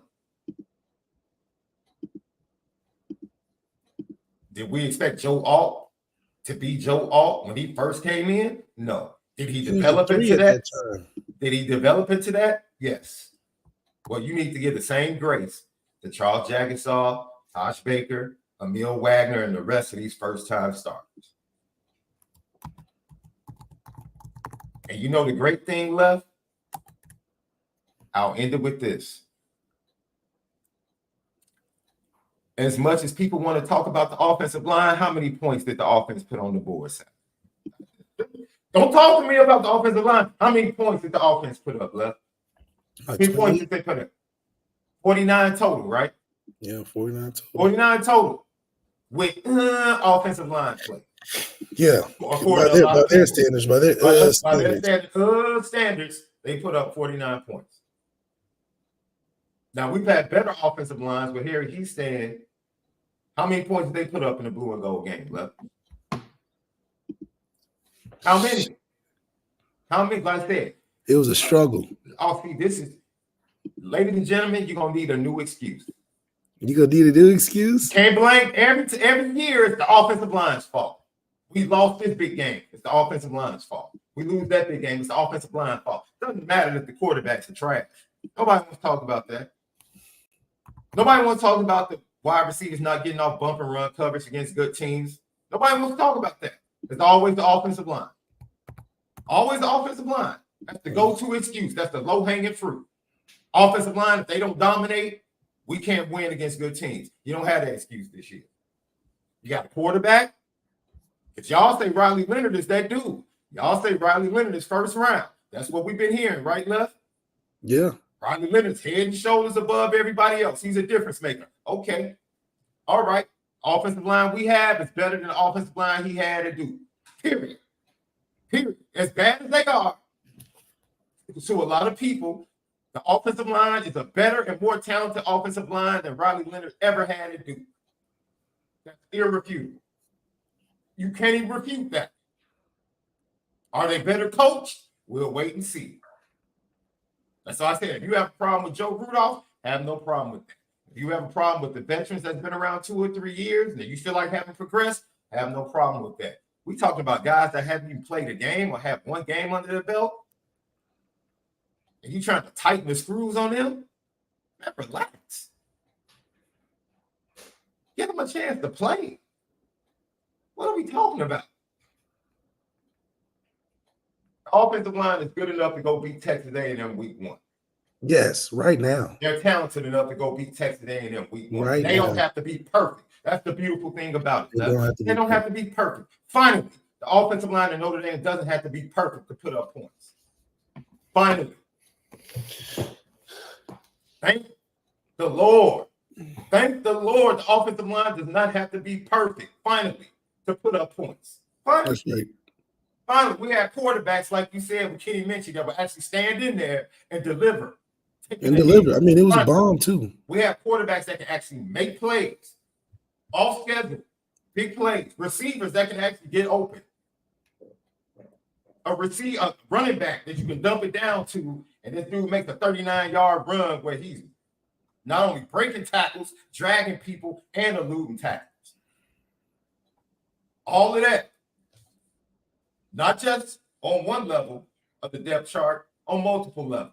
On multiple levels. That's what Riley Leonard, because the complaint was, Riley Leonard didn't have anything around him at.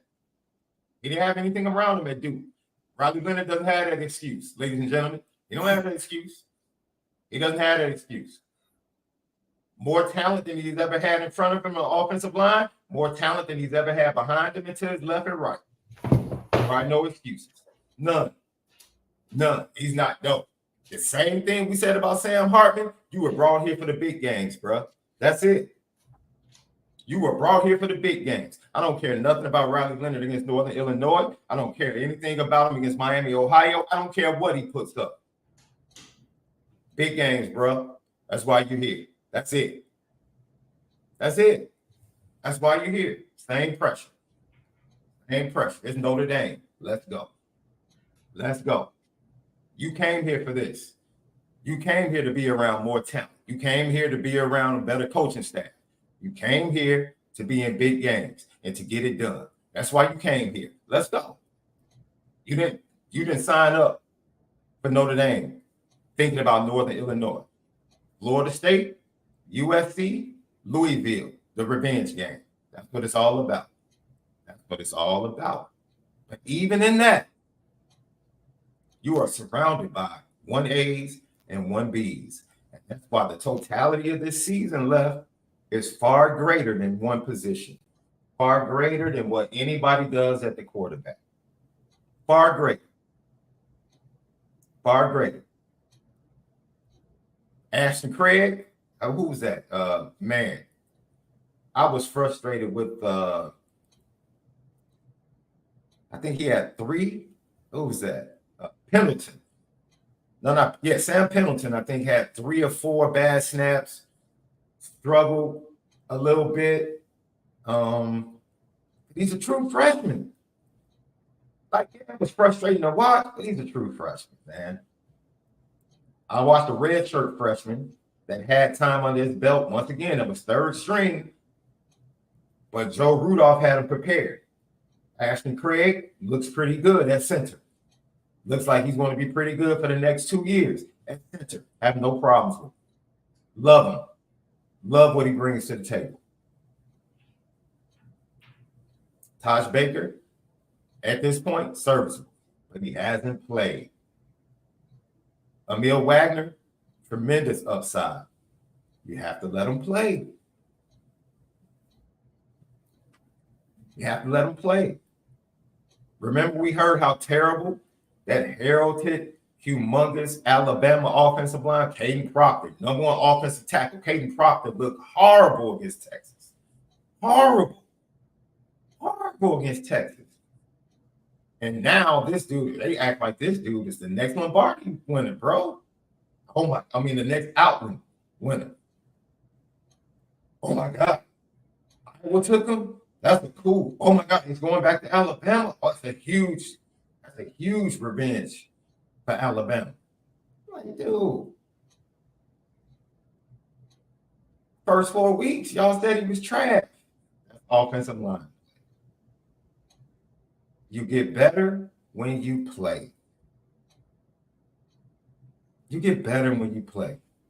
And if you want to spend the rest of the summer worried about offensive line play that we know is going to be inconsistent because they haven't played in their inexperience.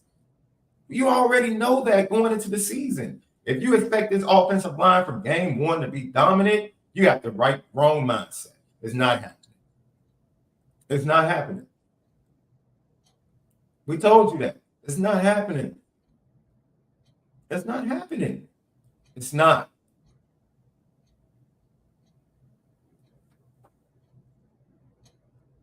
It's not happening. But this offensive line won't be judged by the first month. They'll be judged by November.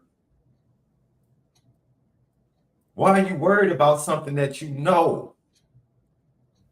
It is what it is. I'm not worried about the offensive line. I'll get worried about the offensive line if we get into October and November and they haven't gotten better. Then I'll be worried. I'll be worried. I have full faith that the offensive line is going to be good enough. All you got to do is be good enough. That's it. Just be good enough. Be good enough. That's it. You don't have to dominate. Just be good enough. Get us through September, August, September. But by the time October and November comes around, all right, you need to start pushing people around and dominating games. And you need to be more consistent, especially in the pass pro.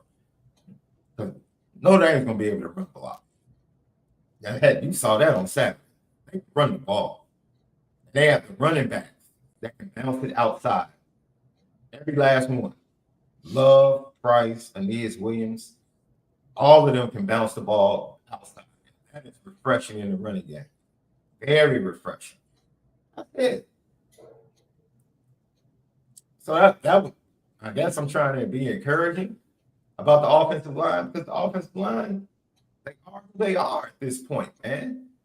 Man, Joe Alt, Blake Fisher, they're not running back in the building. They're just not.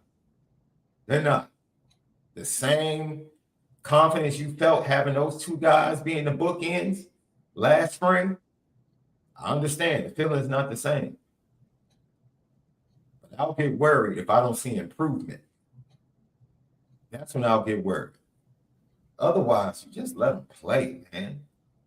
Just let them play. Once again, as an alum of the University of Illinois, Notre Dame fans, you're more than welcome to exchange offensive lines with. You can send them to Champaign. By all means, please send the offensive line to Champaign. I'll take them. All their inexperience, I'll take them. You can take Illinois' offensive line. We can send those guys up to you to South Bend. You guys want to make that trade? I would love it. I would love it. Left. You ready to talk defense? This guy sounds like Left is like washing clothes in the background. So. Defense. Man. Ladies and gentlemen, what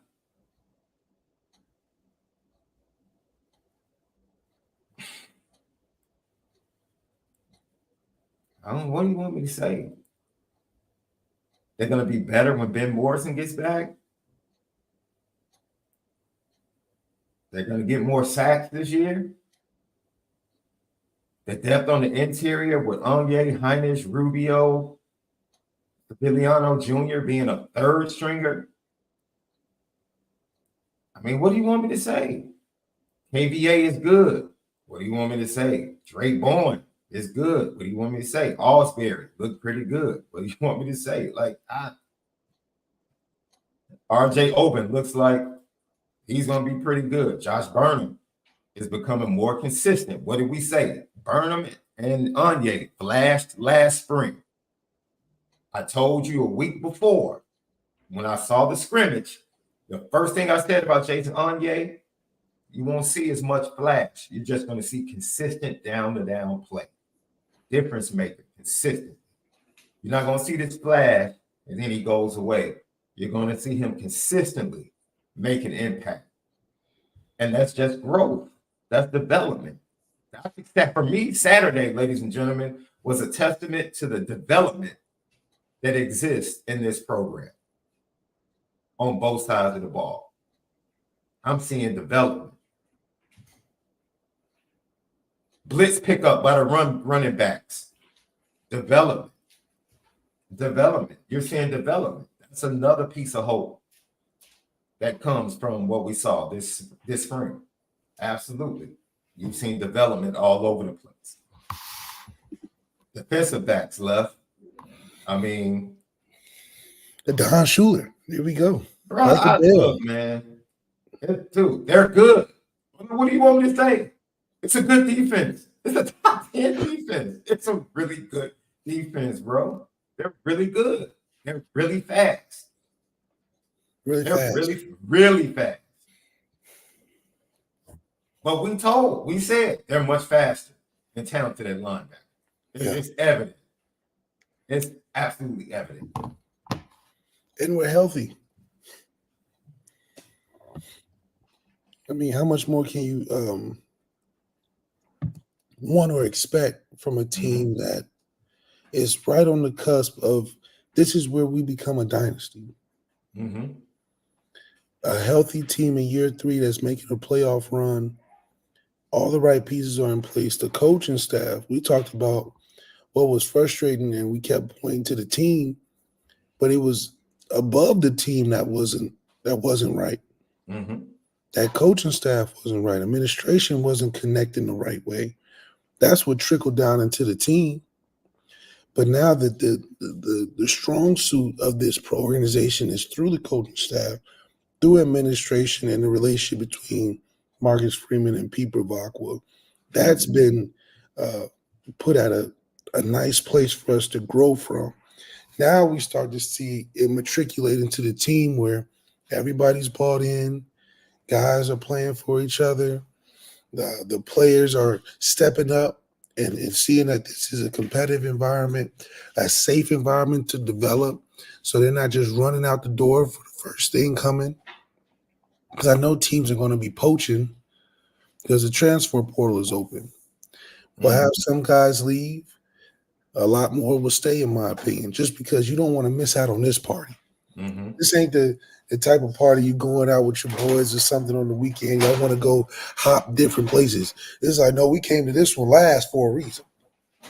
We ain't trying to leave out of here because this one got all the action, got all the fun stuff here. We ain't trying to go see what's down the street because it's all right here. Everything coming right here. And that's what Notre Dame is. Notre Dame's the hottest party on the block. And to leave out, you only doing it for selfish reasons. You're not doing it for, a better opportunity, quote unquote, and advancing my career. This is the one-stop shop. Get your education, get the spotlight, get the position to be put in these All-American lists and all these award lists, preseason. The practices alone are gonna keep guys there. Where else are you going to get this much intense practice? That's Alabama's pitch. Alabama is you're going to be practicing against NFL players every day. So where would you go to get better? If not right here. And you're getting coached at the highest level. Al Golden, Super Bowl coach. 2 years of top 10, top 15 defenses. On the other side of football, Denbrock, Heisman, 2 first-round receivers, 3 first-round players, yards all over the place, point average all over the place, right? You can trust that development. That he stand passing the baton to Rudolph in the O-line development is still there. One of the more coveted positions to be in. Tight end U that's just how Notre Dame is made. We just gonna have them. And then the support from Dina McCullough, Mike Brown, and Marcus Freeman. How that's come together to really boost the skill position and the experience and the direction of this offense. This offense feels like they have identity. They feel like they have a stake in the game. They're not just here to support the defense. We're not here to be the defense emotional support dog. Like Denbrock said early on, he said, we got defense going to do their thing. We're going to do our thing too. We're going to stay aggressive, something that has been missing, an aggression on offense. So it's really good to see everything being elevated.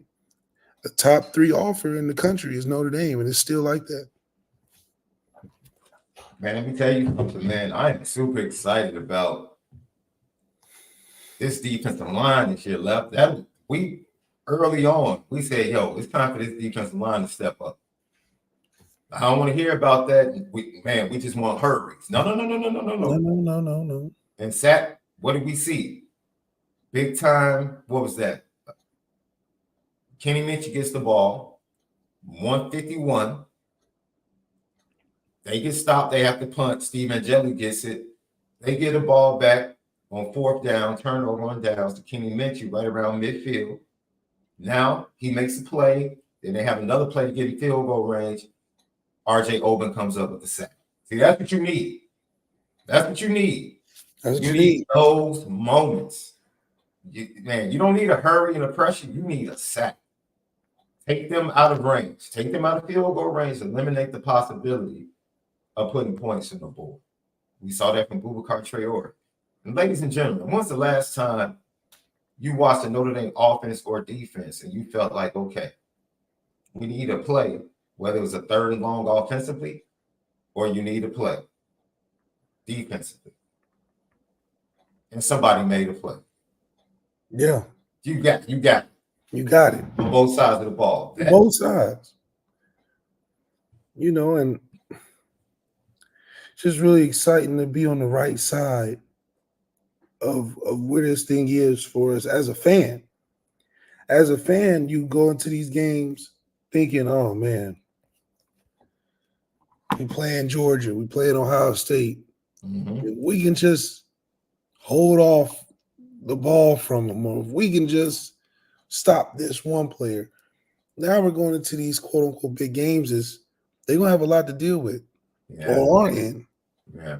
They have to plan for Jeremiah Love. They have to plan for Chris Mitchell. They have to plan how to attack a Xavier and a Ben Morrison, and they have to think more than what we would have to. We're running rancid, and we're running in the driver's seat in most of these games. We're the pool in these big games. We're not the challenger. They coming to play us. Yeah, and that's the feeling that you're getting with this football team, is that we're no longer the David versus Goliath. We are Goliath. Definitely growing into a Goliath. Yeah, on and off the field. We don't get into that the next segment. On and off the field. So names finally realizing, you know what? we started checking out. Did I tell you the story about the Rottweiler pup I had? My wife bought me a Rottweiler pup. Oh wow! Congratulations. No, now. This was years ago. Oh, it was years ago. When she bought him for me, he was literally, when I got him, he was like 81 pounds. Oh, he big. Well, yeah, he was like 7 months. He was like 6, 7 months. He was like 81 pounds, right? He's 81 pounds, right? I kept him in the basement. When I was here, he was up here with us. Yeah. You know, when I went away, I kept him in the basement. I wish going back, I would have changed it. Especially at that time, I wouldn't have kept him on a different level. I would have kept him on the same level and just put him in the cage. You know, but I wish I had known better. But anyway, I would get home and I would let him out the cage. And I would walk up the stairs and look down, and he wouldn't be behind me. He would be at the bottom of the stairs. You don't bring your big 80-pound self up these stairs. Now he's 80 pounds, but in his mind, he doesn't know he's still a pup. And I think finally Notre Dame is waking up to the fact that, you know what? We're the big dogs. Let's go ahead and be a big dog. We're the big dogs. We're a big dog. Let's go ahead and be a big dog. We've been telling people, you better stop poking Notre Dame. If they ever start opening up and supporting from top to bottom this football program, it's going to be a problem. Right? Who just throws up a 9-figure facility, bro? Who does that? Private institution, not a state institution, getting help. Private institution. Where do they do that? Where do they do that at? Left? Where? There's only one place. Where do they do that at? Is Roosevelt in the chat? Roosevelt. Because Miami's a private institution too. Miami's stingy. They don't want to be known as a football team. They want to be known as a research institute. They don't have that dope. That's why they piggyback off of where the professional teams play. That's all. You said they piggybacking off the Dolphins? Yeah. They can't. Yeah, their facilities are still, can't raise the money.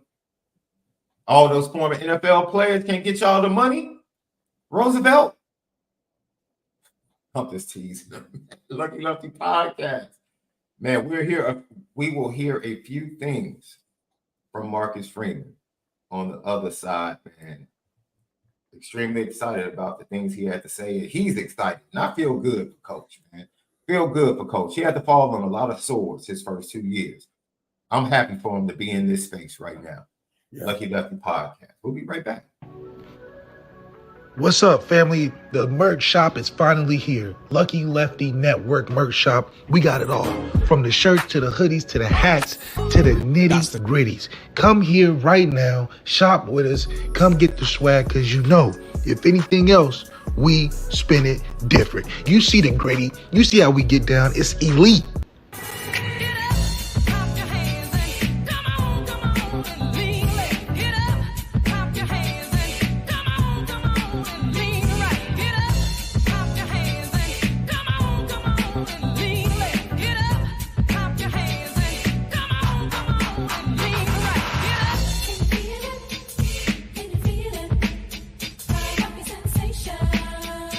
Lucky Lefty Podcast. Sean Davis, Malik Zaire back at you. Patreon.com/Lucky Lefty Network, CFB Nation, YouTube, subscribe, share, hit the like button. We appreciate it. Apple Podcasts, Spotify, audio edibles each and every day. Lock in with us. Home of the Misguided Passion. Forever committed to making sure that we continue to spin it. Yeah. Left. I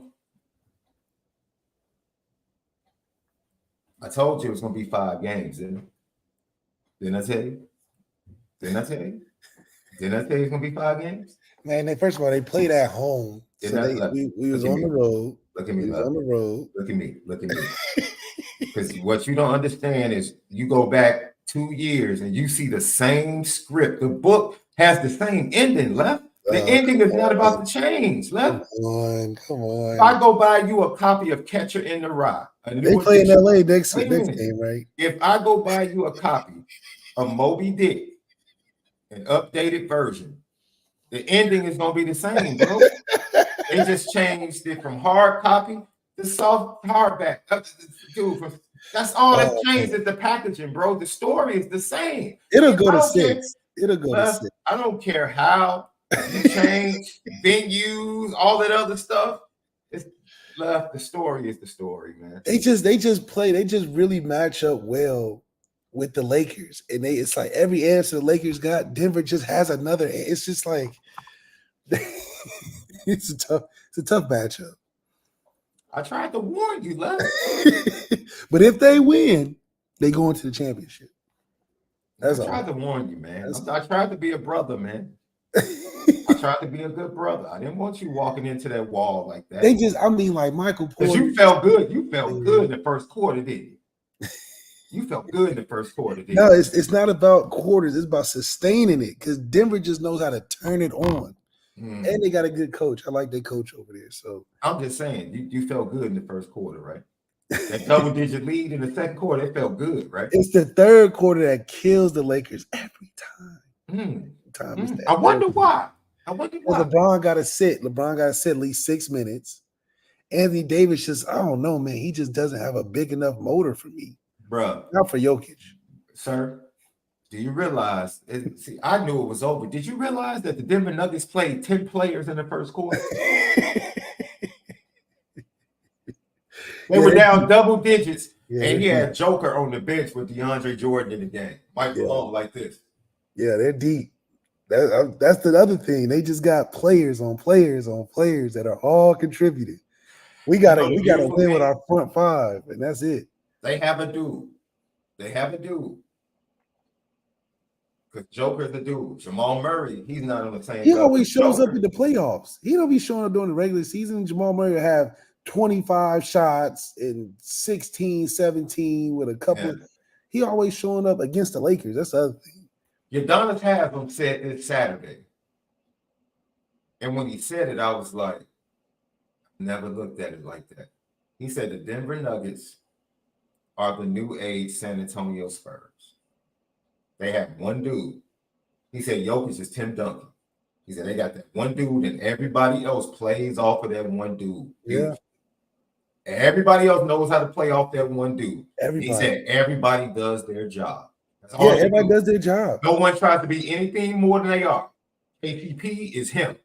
Aaron Gordon is him. Aaron Gordon is him. Aaron Gordon is a great supporting cast of Joker. Absolutely. Just great. Absolutely. He's always there for the putbacks. Absolutely. He's a big body. Yes. And then Michael Porter plays off. It's just like, come on, like beautiful. And I think honestly, I think Notre Dame. And I think Michigan was that way this past year. But who was their Joker though? The offensive line, maybe? The defense. Yeah, probably the trenches. I would just say the trenches. Trenches probably, yeah. You know, and that allowed everybody else to kind of just play their part. Yeah. Notre Dame can be that way this year. Right? Who's our Joker though? Who's not the quarterback? Right now, you're gonna have to say the defense, bro. Well, who on the defense? It's gotta be what you mean, who? Yeah, that's what I'm saying. Like two deep in every position. But crazy. Even the defense needs a numero uno. A Joker. Because I was saying, well, you prefer it to be somebody in the front seven. Yes, that's why I asked, because I could easily say it's Xavier Ben Morrison. Or you can say Ben Moore, right? That's why I say so. Remove them from the conversation. Move him from conversation. Who is so that? You're saying one of these young linebackers or a defensive lineman needs to be a joker. I can agree with that. I can agree with that. If we're going to try to make the football correlation, I can agree with that. I can agree with that. I can agree with that. And look, I hope and pray Riley Leonard can become a joker. By all means, become a joker. I don't know. I just need that brother to be healthy first. Please, just get healthy. Yeah. No, I definitely want to. I mean, it's just so much time has passed since he's been able to. It's just a timing thing. There's no way you can cram for a final the last 2 weeks of the class. I just don't see how you get an A. Well, he has the summer. At least this didn't happen in fall. If this had happened in fall camp, but you ain't been to class. You know, you're not doing good on the midterms. You unavailable at your grandma's house, can't come to class projects on time, and you're gonna spend 2 weeks to cram for an entire final and tell me you're gonna get a better grade than the kids have been going to TA hours. The kids that have been leading the group projects, got the group text message on how to get the answers and stuff. That's what I'm like, I don't know how you cram and go out there and be. Hey, Left, go ahead. Talk, man. It's 12 o'clock. You know I got to hop off right quick. That's right. So I do want to see Riley make an impact on this football team.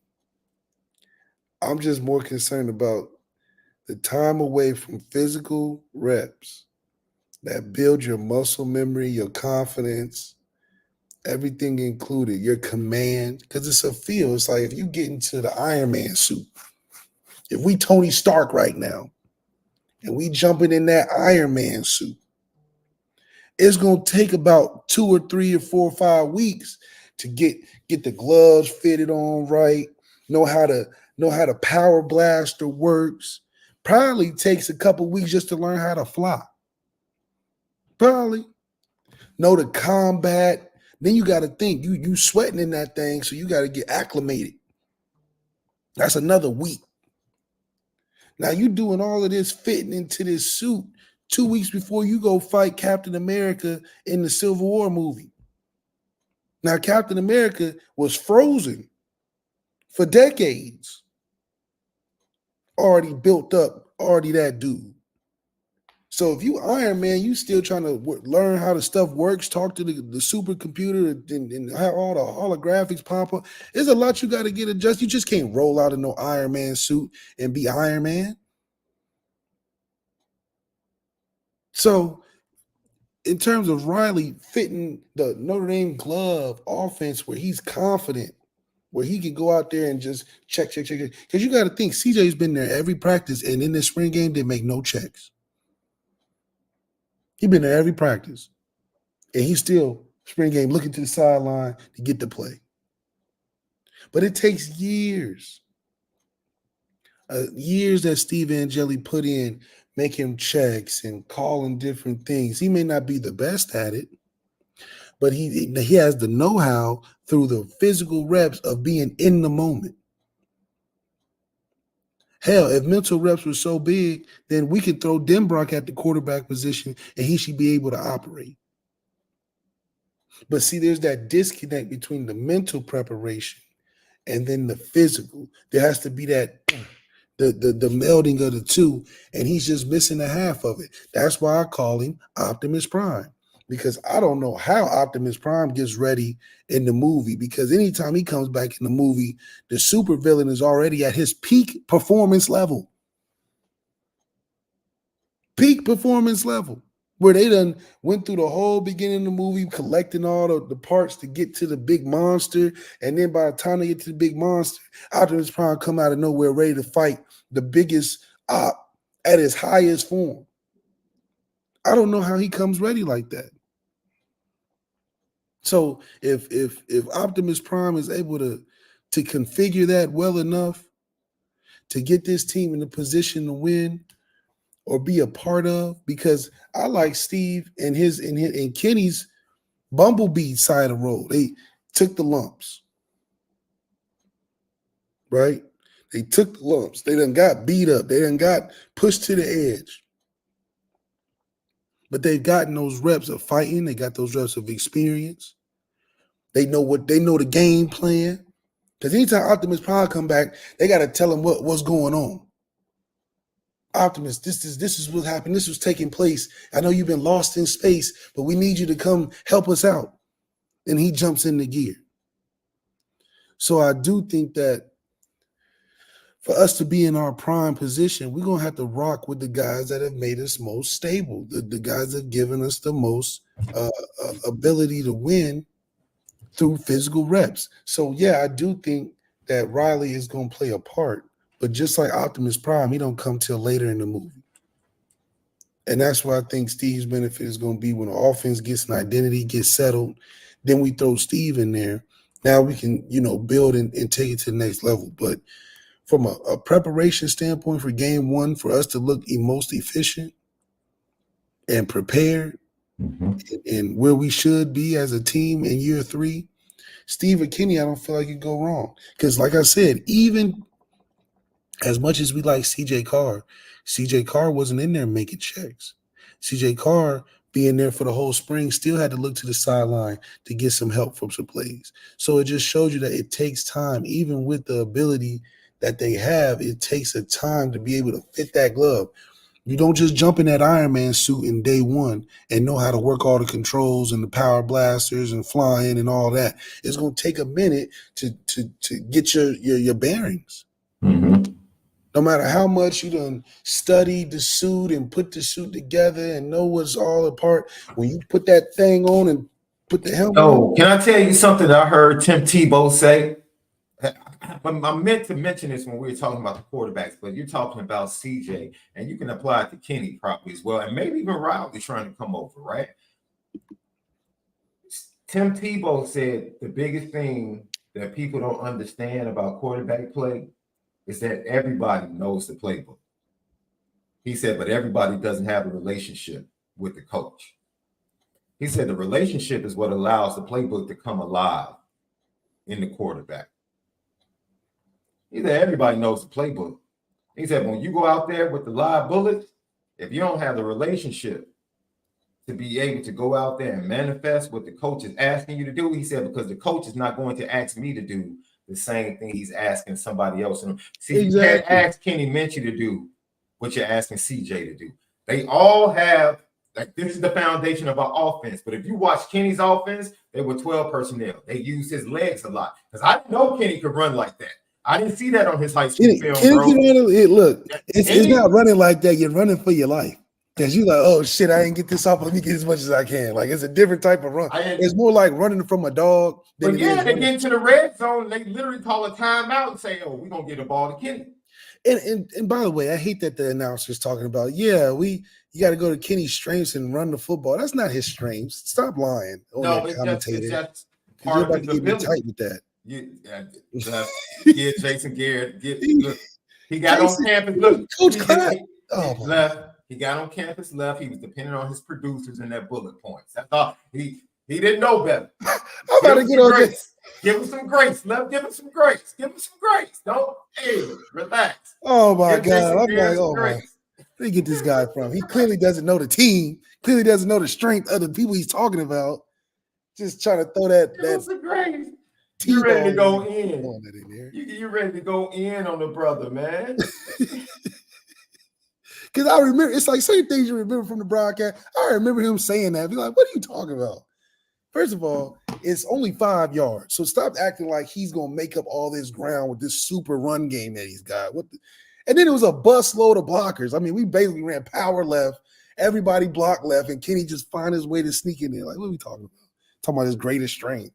What? Where'd they get this guy from? This is the reason why he got fired from Cowboys, because he didn't know Dak Prescott's greatest strength. There you go. Man, it's funny, man, because I never looked at it from that standpoint. And that's the beautiful thing about this quarterback, right? And we're gonna hear from Marcus Freeman too. They're all different, bro. They are. They're all different, and that's fine, right? And then that means Gino Guidugli, do your job.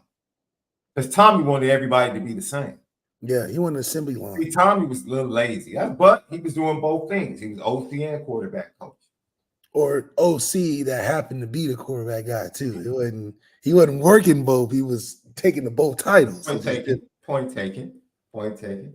But Gino Guidugli, no, this is your job. And Gino doesn't mind. He says, I don't have, he literally has CJ and Kenny and said, I don't have anybody like Deuce. Let me go get him. Let me challenge myself as a coach. Let me develop that type. I love it. I love the room having diversity. Love it. Absolutely love it. Love it. And see, this is my thing. Bruh, you said this when you saw him at the Elite 11. This is why I don't understand why everybody's being hyperbolic. You don't have to be. Well, I understand why people are being hyperbolic. Because people haven't seen quarterback play. So that's why when a kid like CJ Carr walks in, Alabama fans are used to CJ Carr's walking in. They got two on the roster right now. They got two on the roster right now. They got Julian saying, they got two on the roster right now. Alabama fans is like, this is what we do. Notre Dame fans hear about CJ Carr. Oh my God. Oh, hey, ready? I'm talking about really ready to sell the whole ship out for him. Like, what? Look, this is good quarterback play. I know I know we haven't had. I understand. But for real, I like good quarterback play like the next relax. One. He's a good quarterback. They said he's Joe Montana ready to go. Wait a minute. Last summer, you came on here after seeing CJ at the Elite 11, and you said he's a good quarterback. Yeah, I said he's good. Especially if you put talent around him, he's going to get the job done. You said that when you saw him at the Elite 11. Why you think CJ goes harder? Because he knows himself. He's like, look, I can't go in there with no halfway decent receivers. It's not. I got to be the lead recruiter to get my receivers in there so they can make me look better. Not that he's not good, but he knows. It's like, man, if I know that it'd take this blueberry topping and it take my cake to the next level. I'm a good baker, but this certain blueberry topping from Kroger's just makes it better. I'm gonna go get that. Speaking of that, my uncle's birthday was yesterday. We celebrated, love.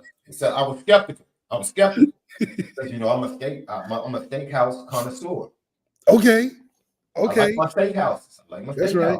Now, when you say connoisseur, you're not including the Outbacks and the Texas. No, that's my point. That's my point. Yeah, you can't throw them out there. No. It's not a connoisseur. It's not a connoisseur. That's not. No. Matter of fact, my favorite experience is Mastro's and MALIK. Oh yeah. Mm-hmm. Oh, baby girl took me there a couple years back. It's just an experience. Oh my God. It's just an experience. Yeah, I was done when I pulled up. I was done. I didn't even they park all the nice cars in the front. I didn't need to taste the thing. Huh? We had a car service.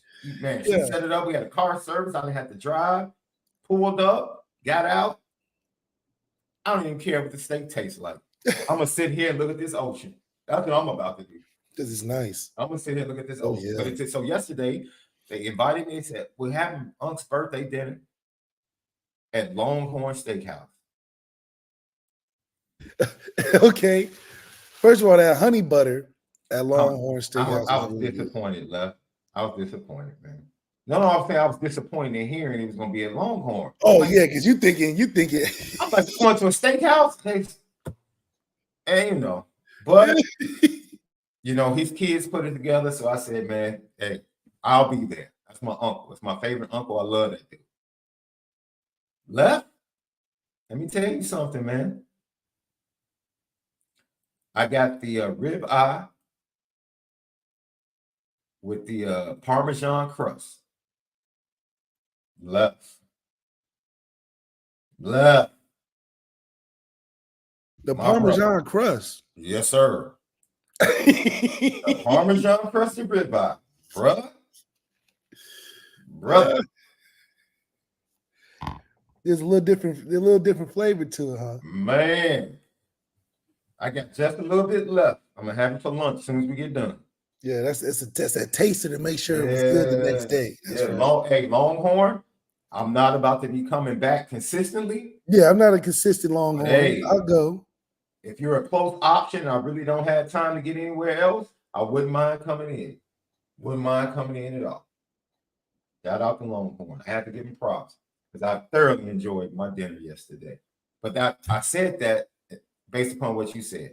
You know, the steak was fine, but it was the Parmesan. It was that Parmesan crust that took it, like you were just talking about, that took it to that next level. Just to the next level. Like the steak, you can get it done. Yeah. But if I get that Parmesan crust, now I'm doing a little much. Doing exactly what, you know, Bex Bullock talks about as, yeah, you did your job, but you did a little bit more. Mm-hmm. And that little bit of that Parmesan crust added that new layer of expectation when you feel good about going to certain places. That's the same thing with CJ. So CJ is your USDA prime ribeye. Mm-hmm. But when you put that Oscar style, like you go to Steak 44 and you put the crab on top of it with the garnishes and the, you know, you adding the nice sides and you coming out and the thing sizzling on the plate. They be like, the plate is hot. You know, you can't touch the plate because it's 500 degrees. See, all those additives is what makes the prime USD steak that everybody likes. Mm-hmm. Everybody's good with. Mm-hmm.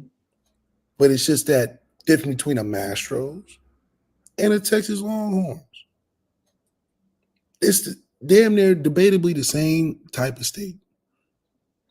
But when you go above and beyond, that's when you take it from a 10 wins to a 15 win in the championship. You're going to get your 10 wins when you got the good steak. That's going to pass you through most places. Mm-hmm. But if you're trying to hit that Forbes magazine as top steakhouse, you got to get your little garnish.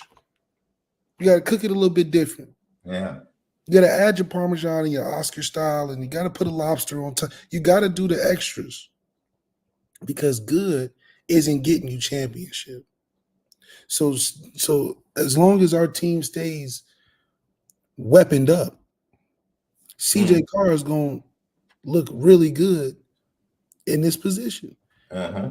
Where it's going to change for CJ is big moments, memorable moments, because CJ he's getting passed by as a guy that you'd be like, damn, he was good, but I don't remember a specific game. Mm-hmm. He's got 3,000-4,000 yards, but do you remember any game where he just really? You're not going to do that with CJ. That's like Kanye said, I can't remember a Drake line. Like Kanye said, I can't remember a Drake line. For real. But that's the difference between guys that go to New York. Mm-hmm.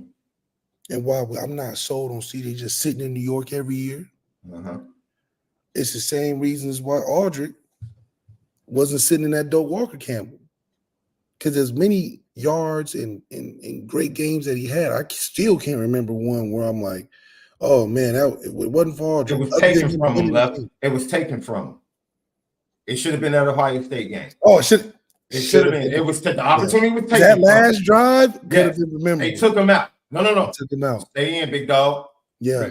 In these dudes. Yeah, this is where you put your legacy on the line for sure. Cut the neck off because he had the one big run at the it start was of second that down. drive. It was like 8 yards. Oh yeah, that was like the stone. That was the stone in the middle of the forehead of Goliath. Knocked him down. He knocked him down. Yeah. The best part of the story is David just didn't stop there. He walked up to Goliath, took his sword, and cut his head off. That's right. See that they took him off the field. That eliminated the ability to cut the head off, and Ohio State came back. Ohio State came back. They woke up and came back. There you go. They took that opportunity from him. I guess the Duke run. But it's like looking back Ohio 10 State years from now, we're gonna be like, Duke was a big game. If he had ended Ohio State on that drive, that would have been it. Would have set the precedent for a guy like Aldrick. Mm-hmm. So that's my thing with CJ is that yes, he's gonna look good as long as we got the pieces around him, which we'll have. Mm-hmm. But CJ is gonna have to be memorable in your moments at Notre Dame. Ian Book was good too.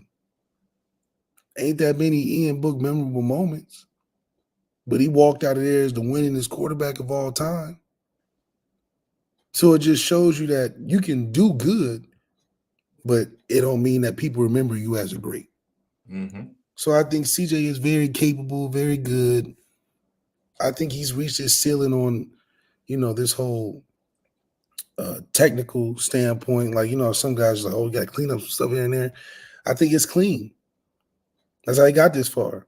But CJ's impact is going to have to become, what are you going to leave us with?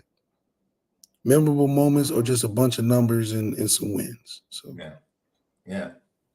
You ready to hear from Coach, man? That's right. Let's hear from Marcus Freeman, and we'll get to the rest of his press conference and things he had to say on tomorrow's show, along with a few players.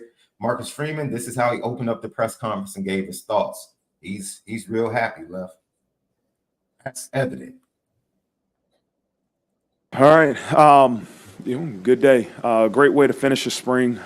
Practice 15 and to be in the stadium and to be able to compete against each other. I couldn't have thought of a better way to finish this spring practice period off the way we did. And, even this day was pretty special. Obviously, we had the groundbreaking for our brand new football facility, which is just amazing for the future of this football program and Notre Dame student athletes and what that's going to provide. And so thank you to our leadership and our administration for really being the forefront and the people behind this movement to create this new football facility. And, again, the game, there's a lot of things, a lot of good, a lot of bad from the game.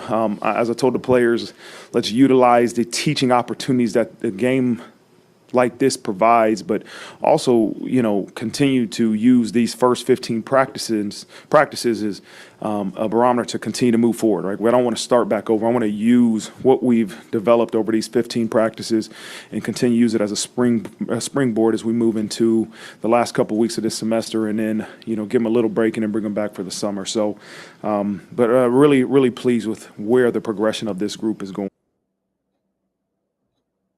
Said he's happy, Left. Yeah, my biggest thing with Marcus Freeman is acknowledge the strengths and weaknesses and where you are as a team at each phase during the season. I think that's just important to just keep that memory of and that track of. Because if you always just say we need to be better, then I just think that you never get a quite true understanding of where you are as a team to really get 1% better. Because there's huge gaps that you can make early on. Like Marcus Freeman making huge gaps of getting the transfers, getting the coaches situation right, ADs, in and out of the lineup. So those are big things. Now when you're getting 1% better, those are specific things that you speak on and speak to that lets everybody else know, okay, yeah, we're redefining, we're sculpting this big piece of art. We're not just chipping or knocking away out of it because it's still unformed. It's a very formed piece of artwork that Marcus Freeman has been working on. Mm-hmm. So now it's like, yeah, we need a little bit off the nose. Oh, okay, that's 1% better. Right. Oh, we need to make the kneecap look a little bit more kneecapish. Right? Like, be specific enough to where you can really make those strides. Because when you get in the season, you're not going to say, oh, we need a quarterback room. Oh, we need bigger presence from the receivers. No, it's okay, we need to get this player the ball more because he's better fit against this matchup or this concept he works really well with, or the O-line blocks this better than they block this. We have a stronger right side than left side. Like, these are things that obviously he's not going to go into the press with, but to be able to acknowledge that on a eye test, second half adjustments in games. Mm-hmm. Second half adjustments in different phases of the season. We can't be doing the same thing during the spring and the fall. We got to kick it up a notch. So knowing where to kick it up a notch and what to do, I think, are the best things. Lucky Lefty podcast, man. I really love his overall outlook. You pointed this out in the first half of the show, Left. You like the ability for him feeling very comfortable about his coaching staff now, being able to manage this program, the football team, the game. It's like simple stuff like they called a penalty at the end of the game, and he was like, decline it. Now, most people would say, no, punt the ball and give the offense a chance to go down and make another score and tie the game up. And he's like, no, I'm looking at this as a situation, fourth quarter, 4th and 4. We need to make this 4th down to go win this game. Steve Angeli, the guy, go make the play, and then Angeli closes it out with the throw to Greathouse, and then turns around and points to coach. That's the coach learning and knowing, okay, this is a situation right here that everybody probably wants us to give the gold team an opportunity to go ahead and tie this game up. This is a moment that's going to pay dividends for Steve possibly down the line.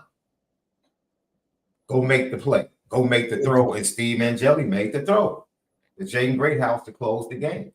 So, I mean, that's just an inkling of him taking full control and knowing what his team and his program needs and not bypassing that moment and kind of poo-pooing it like, oh, it's just the blue and gold game. He's like, no. This is a moment we're going to take advantage of that can pay dividends down the line. That's right. So I love it. I think it shows his growth as a head coach and his overall control. He also talked about the facilities and some other things, but I want to get to this left, and then we'll speak about other things a little bit more in depth tomorrow. He talked about the pressure of year 3, and it's funny because somebody said that we need to. Ladies and gentlemen, I don't need to read. I am a Notre Dame podcast nerd. I read everyone's articles. There's certain people that I just don't even respect. I don't need to read their articles. But this is Marcus Freeman talking about year 3. I think, obviously through experience, hopefully I'm a better head coach today than I was the first 2 times I was up here. But, every year you look at what do you need talent-wise to really mold it together to make a run. And I believe this probably is, I would want to say, one of the most talented rosters we've had since I've been here, right? And now it's our job is to build that talent and mold that talent and make sure we teach that talent to get to where we want to go. But now we have a new offensive coordinator, a couple new coaches, and so we have to really continue to grow as coaches to develop that talent that we have. But I'm excited. I'm excited for this group. I'm excited for the build that we're creating right now, right? We're building towards that first game we have in College Station. And so I love where we're at. We have to really make some strides from now until summer. And then when they get back for summer, those 6-8 weeks, we got to make sure they're really efficient. What have we learned from the spring that me and Coach Lando have met? And what have we learned from the spring that we can really create in our summer condition? And one of the things I went up to him today during the game, and I said, okay, this is why we should never do a drill on a line, because we had 3 or 4 defensive false starts or offsides because we're not checking with the ref to make sure we're lined right. So I think those are things that me and Coach Lando are growing together. And okay, how can we train this area in the summer when you're training them in conditioning? So we're learning, but I really love where this group is progressing to. They did have a lot of defensive players jumping off sides on Saturday. Kenny Minchie had a really nice hard count on one of those in a clutch third down situation as well. But just talk about the overall year 3, the pressure. I tweeted out before the game started, kind of reacting to an article I read in Athletic. Like, relax, man. We're sitting here talking about Marcus Freeman like it's year 5, and this dude has been mediocre. He's been here 5 years. Like, year 3 historically has been a successful year for Notre Dame head coaches. It has. Year 3 is a benchmark for this is my thing. What the article, you're not saying anything. Number one, because Marcus Freeman has had a high expectation for the program. Marcus Freeman felt like they should have beat Oklahoma State in the bowl game. Marcus Freeman, without quarterbacks, felt like they should have won 10, 11 games and been on the precipice of getting to the college football playoffs without having a talented roster. So if his expectations are here, what do we write articles about expectations for? He has a better 2-year record than Brian Kelly. Yeah. Brian Kelly had a better team, a more talented team in 2011 and underachieved.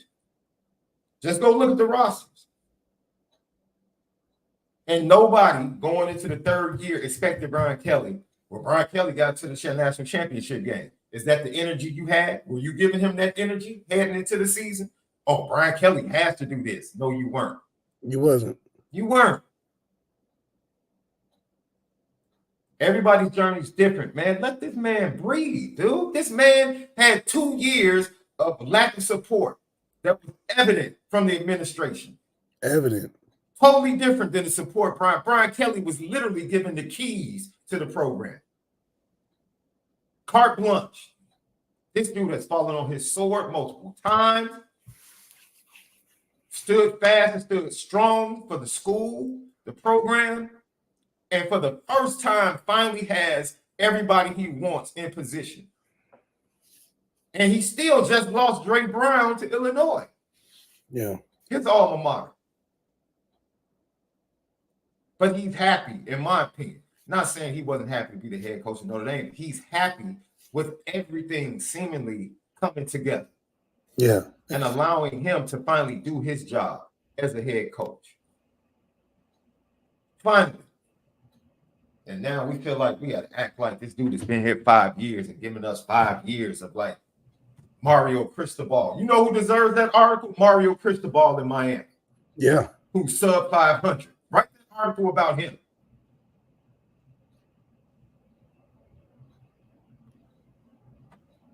He got 19 wins in 2 years, going against everything he had to battle against. Man, let me stop. Go ahead, Lef.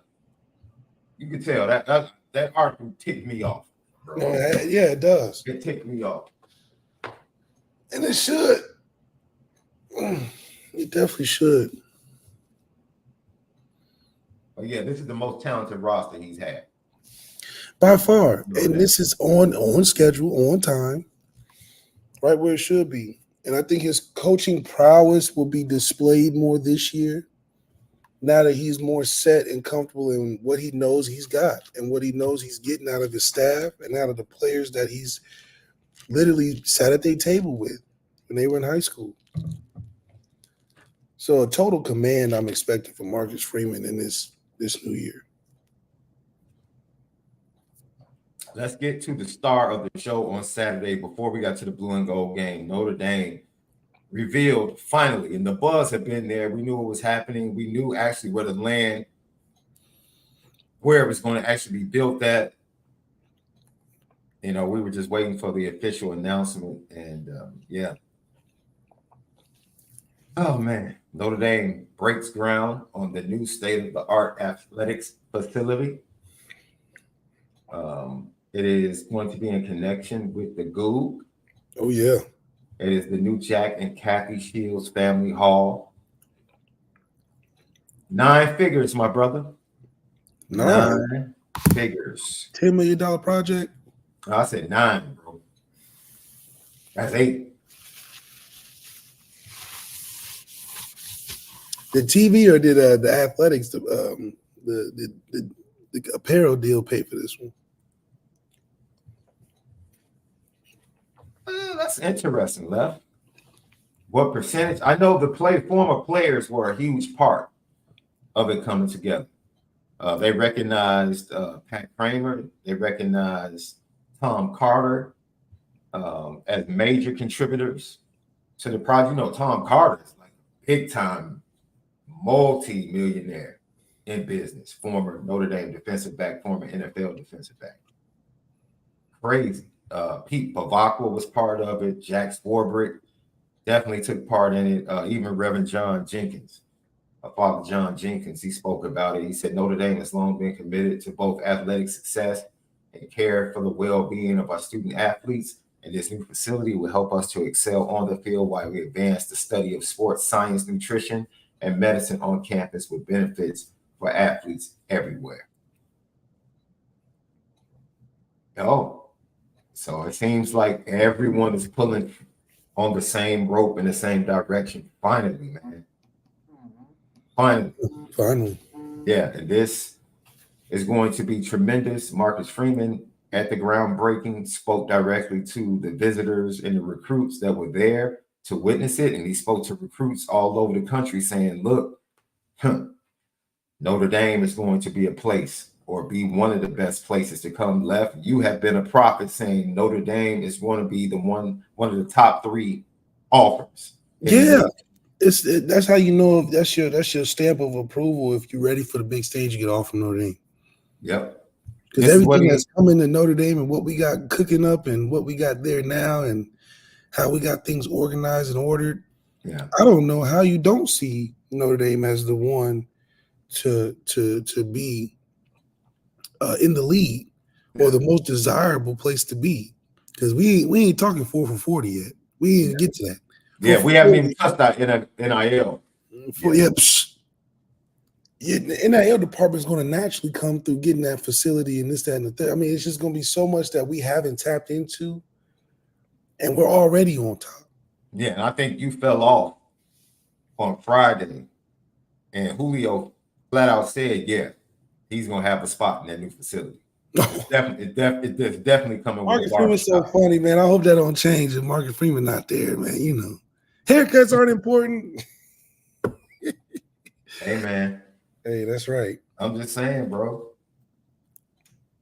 He said he had more former players on his books this weekend than current players or recruits. The former players are coming back like, yo, it's a big I need a player weekend. That's right. Yeah. They said we got to get some of that Marcus Freeman cut now. If we can't get his clothes, we're going to get his barber. One of the two. This is what Marcus Freeman had to say about the big weekend and the groundbreaking of the facilities. If you've ever lost to a recruit because of facility, then that probably isn't a loss, right? And so I want to make sure I answer that first, that our facility has never been a recruiting disadvantage for us. And, but what it does is it shows the recruits that you have in your current players, the vision you have for the future. We've outgrown the building we're in, right? That's the number one reason we had to create a build a new building. The numbers in college football have just grown in terms of the staffs, the players, it's just grown. So that was the biggest thing. We have to create a bigger building. And then with that, we're getting state-of-the-art everything, right? State-of-the-art just in terms of how can we truly provide our players with every possible opportunity for development, right? What ways can we help develop? And that can be in nutrition, that can be in recovery and treatment, your classroom, how we're teaching a classroom setting. And I think it's really important that as we build a new building, it's about giving the current players and the future players every possibility to really develop and reach their full potential. And that's the vision behind it. It's interesting because they made so many upgrades in the Goog right now. I wonder what are they? Did they waste that money, or how's it going to work out? Because they've already made upgrades in the Goog, like the hallways and the meeting rooms, and so it'll be interesting. Maybe we get a new training facility, like a medical room. So I don't know. I mean, to put 9 figures into a building, you're gonna come up with some pretty creative stuff. Well, bro, it is going to be geared towards nutrition, sports science. The players and athletes, not just for football, athletes are going to have their own place. The athletes will be able to go to this facility and have their own meals prepared. Now, that has been something that a lot of people felt like, man, we don't need that. Our student athletes are amongst the student population and they enjoy eating. And look, man, it's 2024. Come up off of that. 2024. Come up off of that. Nobody's thinking like that no more. No. Like, I'm all cool with like players, especially their first 2 years being in the student dorms. That's cool. That makes no money at stake. Recruitment is different. Kids not trying to hear that. Facts. You gotta get with the time. Definitely have to get with the times. And so I'm trying to look here, Left, because I thought they gave us information in the official release. Oh, shout out to Pat and Jana Eilers as well, Dave and Claire Butler, with some other former players and their spouses that actually gave a lot. See, this is what makes Notre Dame different, right? Remember I talked about Miami not being able to do anything? Where your players at? Where Ray Lewis at? Where's Ed Reed at? That football money ain't that long. The school never supported them while they was at school. That's why they're not giving back. Ooh, left. Now you digging into something now. You digging into something. Hey. You digging into something. When you make the relationship, when you make the relationship all about football and then just kind of push people to the side when they're no longer there. No longer there. See, Notre Dame establishes both sides of that relationship. Yeah. Both sides. They got a true 4 for 40 at Notre Dame. Them alumni love to give back. I give my little 5-10 back in the collection plate. You know, I know that's not. It all adds up, left. Don't shortchange. It's gonna add up. You know, by year 30 or 40, the 5 or 10 will be something special. Might get a, you know, my initials on a building or something, you know, on a park bench, you know, something like that. But you want to give back to a school like Notre Dame. So they whatever they do strategy wise, they know how to reach back in the right way. And you know, it doesn't take much. I mean, he's giving back to Notre Dame is more of like the investment. You know, it's not even a donation, it's an investment into the school that built them and gave them the opportunity and all that. So total culture difference than Miami, who was a one-sided transaction.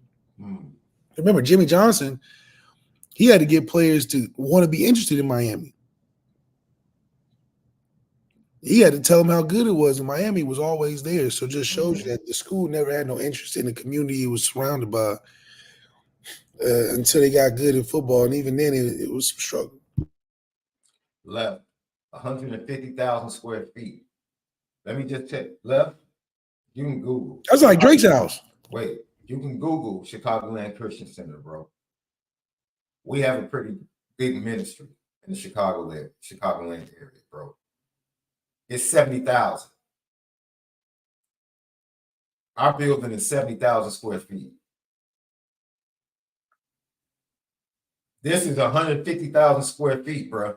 Where is it gonna go? They got to be getting rid of the tennis place. No, it's right. No, the tennis, all those tennis courts and everything gone. Yeah, I'm about to say it's got to get moved, going up to the indoor facility and then going back to be across the street from the little field. Yeah. So you can picture it, right? The parking lot's back there, so that makes sense for the parking lot to be there. Then no. I think they're even using the parking lot. This is what I've heard.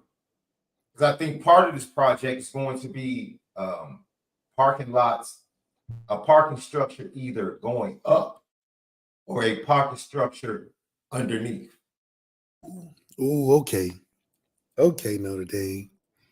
Okay, Notre Dame. Those are some things that I've heard. And now I got to come back every year. Look, now I got to find reasons to want to come back now. I'm like, you know. Yeah. So we knew the whole time, like when I would go, you know, I would talk to people and they would say, yeah, you know, it's going to be right here, literally, because that was the question. Like, where is it going? Like, we hear it's coming. Where is it going? It's going to be right there with the Google. Is Marcus Freeman going to be here when that's done? That's the question. They're starting after the semester. Once the semester is over. Oh, they starting right now. Yeah. Well, you know, they get that money in, they get it going fast. That's why the recruits are so amped, because they're like, yo, this is going to be us in a year or two. So the boom to recruiting or the boost of recruiting, man. 150,000 square feet, bro. 9 figures. We got to put Olympic size hot tub, cold tub in there. Got to. Got to put some robots in there. Some fun. Bowling alley. Something. Yeah, we're gonna need something. It's got to be a kicking spot. Now, this is my thing. Should Notre Dame give access to only athletes, or should they have a part that everyone can enjoy? It would be dope if they had a chef night for all the students on campus to come enjoy some of the. Left, I know, Left. I know. You're a football player. You're an athlete, so I know you guys feel like finally we get something for ourselves. No, they're gonna use it for everybody now. 9 figures. Yeah, that's what I'm thinking. Some long lines. I don't know. That's gonna be 4. There'll be some long lines if it's 9. So even if it's a pickup drive-through window, right? 9 figures, you're gonna get in that building. I don't know what they're gonna have that's gonna be attractive, but it's gonna be something attractive. Mm-hmm. So if you're in construction, you might want to go down to the South Bend area, man. Might be some jobs open. Oh hell yeah, hell. That's- Figures, we got a higher community now. That's gonna raise the property value of the houses across the street. The property value is about to, man. Ain't no more. It's not gonna be too many more tree and bushel areas in South Bend going up to campus. Bro. Oh, it says it right here in the release. The project will support as many as 150 construction jobs, contributing millions in wages and taxes to the local economy. It will support a number of permanent jobs in athletics and other areas after construction. Yeah, we need some cooks. Well, they was throwing stuff together, and it was throwing stuff in the stadium. Mm-hmm. They built it so big. They said, "Oh, we'll take a couple psychology classes in there. You know, you'll do a computer class or something in there. We got to fill up some of that room." But also with a $9 million, a 9-figure project, you definitely want to see some more student enrollment. Now, see, this is my first spring actually being in the press box. So you had to see. Oh yeah, yeah. So that was my first time taking, because I had to take the freight elevator going up there one time because the regular elevators wouldn't go up, but they would go down on that particular day. And I was seeing like, yo, they hold classes here in the stadium. I mean, they got to find stuff. I want to say there's a department of psychology in the stadium as well. Yeah. Yeah. They said, look, we got all this room. We need to start adding stuff. You got random classes in there. Heck yeah. You get your phlebotomy license down the hall, you know. Yeah, you got to know how to use your space, baby. You got to know how to be efficient. It's almost like there's no more land in New York, man.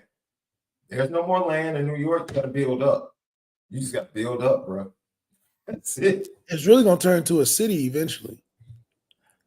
It should. It should. That'll be a great vibe. Its own city. Take over the whole downtown. Yeah. You know. Yeah. They'll be like Ohio State. Ohio State got sections of different campus parts, you know. Yeah. Around the city. Yeah. That whole area now is about to become its own athletic complex, right? Because you got the baseball and the lacrosse field right there. And then you have that'd be a section of campus is like all athletics. Yeah. Basketball team program, both team programs just got that building right across from the Gould, right? So everything is going to be tied into each other. That's going to be phenomenal.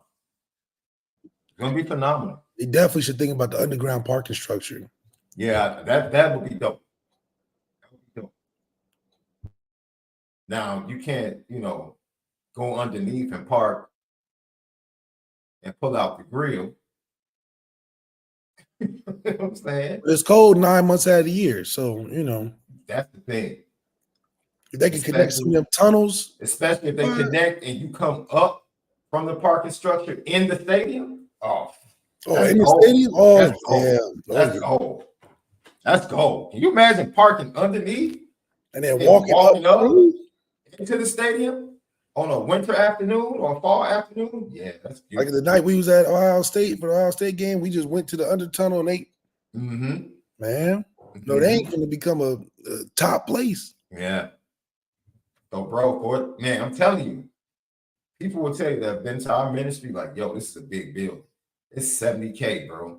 70K square feet. The house of Jesus, man. 150? That's massive, bro. And that's in addition to the Gould that already exists. Yeah. And they need to use more space in the Gould too. Now, do you think Marcus Freeman is going to let them keep, or do you think Marcus Freeman is going to stay in his current office, or do you think he's going to have to build him a new office? Marcus Freeman needs a full glass office overlooking everything. Oh yeah. So when recruits walk in, that's a good call, man. Yeah, you can put him like on the second or third floor. Yeah. They damn near make a overpass tunnel from the office to the indoor stadium. Ooh. Now you driving down, they got the overhead. Oh yeah. So now, that little streets is too little. Mm. From the indoor to the goo, put an overhead on that. Because you damn near don't let nobody drive on campus anyway. Hard enough to get cars on campus. You better overhead pass from his office extending to the indoor. And it's like a little tunnel of champions or something. And then you build all the way down through those tennis. Man, listen. Not going to be long for Notre Dame said we need to put a roof on that stadium. Hey, man, I'm getting greedy now. I wonder if they're going to have some upgrades for the media, bro. Did we get access to the nutrition center too? Hey, 9 figures, everybody can eat. Everybody can eat something. Let me say, can I get a little something? Yeah. I don't need much. Media section. They're gonna have, you're gonna have to get creative now, 9 figures. They're gonna have to start thinking of stuff, man. We need a fish tank right in the middle. Boom. Chandelier. Boom. They're gonna have to get Rick Ross to come in. And Rick Ross is good at the media. And he go over at Star Island and be showing how they be built. They got Marcus Freeman takes some lessons from Rick Ross. Marcus Freeman, we got that staircase right there. Exquisite. Marble something. Look, we can dress it up now.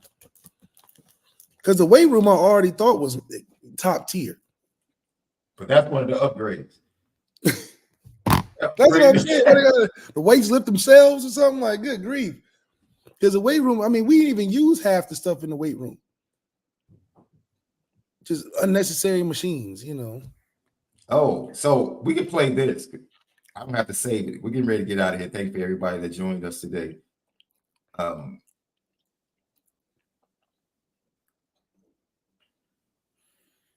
here it is, right here. Listen to Marcus Freeman talk about the injuries, but listen to the end when he talks about Lauren Lando. Cam was a hamstring. Listen, this is one of the healthiest springs we've had. I'll tell you that. But we did have 2 hamstrings this week that just came at the wrong time. And it's a reflection. It's things you learn as a head coach, right? It's a reflection of, somebody goes down. We have a thin wide receivers room, right? With Jordan not being here. And, Cozy was out for a while with a finger and JT a couple weeks ago. And so when you start adding those reps to Cam Williams, then all of a sudden he pulls his hamstring in one of the practice. But he was very similar to JD. Like, it was a very mild tear, but he wouldn't be able to go full go today. And so, that's why he wasn't out there. And the other guy you said? Styles Prescott. He's just a guy that we're really working on, muscle deficiency in one of his legs that was previously worked on in high school. And he hasn't been totally full go all spring. And so it's just something we're trying to make sure we build this right leg up, or I can't remember which leg, one of his legs to make sure it's equal with the other so he can truly be safe. Lauren Lando, Marcus Freeman said it. This has been the healthiest spring we've had. Do you think that connects to Lauren Lando coming in? Yeah, I think strategies, but also you got depth. Cam was wore out because he had too much reps. Right. The receiver room was 8 room deep, healthy. And on top of that, Cam's body's getting adjusted. It's a freshman. Yeah. Right. You're going to get some tears and bumps because you're young. You ain't used to working this hard. You ain't used to the schedule and management and all that. I'm expecting that of Cam. But when you're getting 8 receivers deep, that's how you stay healthy. Guys even practice not as banged up because you're not killing them with taking all the reps because you either can't play the other guys or nobody's healthy. So, and then Dion had like a finger, so it wasn't even like a true, injury thing. But yeah, I think that speaks to recruiting. I think it speaks to the urge to play younger guys and get them ingratiated early, take some of the strain off of the vets, treat them like the running backs by committee. Running backs going to stay healthy. They got hella people they can play, hella people that can take those hits. So I think it's they had Keedron pulled his hammy, but he's a freshman. You expect that from freshmen. That's gonna happen at some point. Soft tissues for those younger guys is just gonna happen. Coach Freeman literally said, "I wanted an extra special teams rep, asked for it, and that just happened to be the play that Jadarian pulled his hamstring." Yeah, like, so that's it's like my fault, and so. But it's good to hear that there are mild strains of the hamstring, and I mean they're done. They're done. They done. They chilling. Through the spring, Cam Williams got everything he needs to get out of the spring. He participated and did well in the scrimmage the weekend before. Cool. Rest up. Get ready for fall camp. Fall camp, everybody's back. Bo Collins, George Faison, the group is deep. You got Dante coming in. Absolutely. Freshman getting in. Yeah, our boy Jay Grid says, call up Frankie's and get some of them drillers and smokers in there, champ. Yeah. Yeah. Hey, if they get, Malik would definitely be coming back with some Frankie's up in there. I mean, I don't know. They got some nice options on campus and them Korean, Asian stir-fry places. They're nice. Yeah, Notre Dame has boosted their food up from Smash Burger and the little convenience store they had since our last been there. So I mean, Smash Burger isn't bad, bro. It was the hit when it first got there, but now it's like you don't even go over there no more because they got everything else on campus. Smash Burger is okay. It's okay. I think the phenomenon is worn off a little bit. That's all right. It's all right. No. Chicago guys' food standards, man, I tell you. It's all right, bro. You know what I mean? Come on, man. Once again, I got mom and pop burger spots that'll kill Smash Burger in Chicago. I'm sure you do. Cats in the back like ODB in that movie, like putting the patties together. That's handmade, baby. It's a handmade, hand-cut fries. Like, well, that's what we do in Chicago, bro. Yeah. Like someone asked me earlier, what's my favorite steakhouse, man? Chicago, man. It depends on how I feel. In Chicago. It depends on how I feel, man. It really does. Chicago love is real, man, for the food out there. Man, what's your favorite steakhouse? I mean, I could do Ocean Prime. Ocean Prime is a spot I really like. The Oakwood Country Club in Dayton, Ohio. Ooh, it sounds like it's dope. Because they don't advertise it. That's how you know it's so good. Mm-hmm. They can't start telling people. It'd be a line out the door. Yeah. Get the steak at the Oakwood Country Club in Kettering, Ohio. Yeah. There's a sleeper spot where it's not become, it's now people are starting to, I hate when people start to find out. See? Gotta be a gatekeeper. It's this spot called Astrodor Bastion in Chicago. And people are really starting to get on it. And I'm a little upset. I'm stingy like that. You know how you find out about a nice little bar, a nice little club? Hit a hole in the wall place? Yeah, and it's real chill. And then all of a sudden, the word starts to get out. 15-30 minute waiting list. How? Exactly. Exactly. And now you're like, man, what? I don't even want to go. I don't even want to go. Start seeing it on Instagram and TikTok. Here's the hidden places you gotta find. Yeah, like Chicago, look, man. GT Prime, Swift and Sons, Joe's Prime, Gino and Giorgetti is a classic. Bako and Ash, Gibson's is a classic. Dude, Chicago, bro. What you want? You can stay in Chicago and literally hit a different steakhouse for 2 months. Literally. Are they good though? I'll say it again. You can stay in Chicago and literally hit steakhouses for 2 months. Monday through Friday. Go to the steakhouse. Oh, dude. Thank you, John Massey. Oakwood. Oakwood has, first of all, they have broccolini. I love restaurants that have the broccolini instead of the broccoli. Oh, yeah. Broccolini, you know they're doing it right over there. They're doing it right, but they do. They have this lemon cake at the Oakwood. That's absolutely fantastic, brother. Oakwood is definitely, I like Oakwood for brunch, though. That's my brunch spot. That's a good call, John Massey. Oakwood is definitely there's an Oakwood in Chicago. So I don't know if it's similar to the one you were talking about. But there's one in Chicago that's fire. Fire.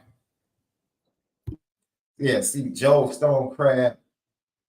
That's a lot of people in Chicago. That's a go-to for a lot of people in Chicago. I'm telling you, man. I'm telling you. You can ask for a top 10.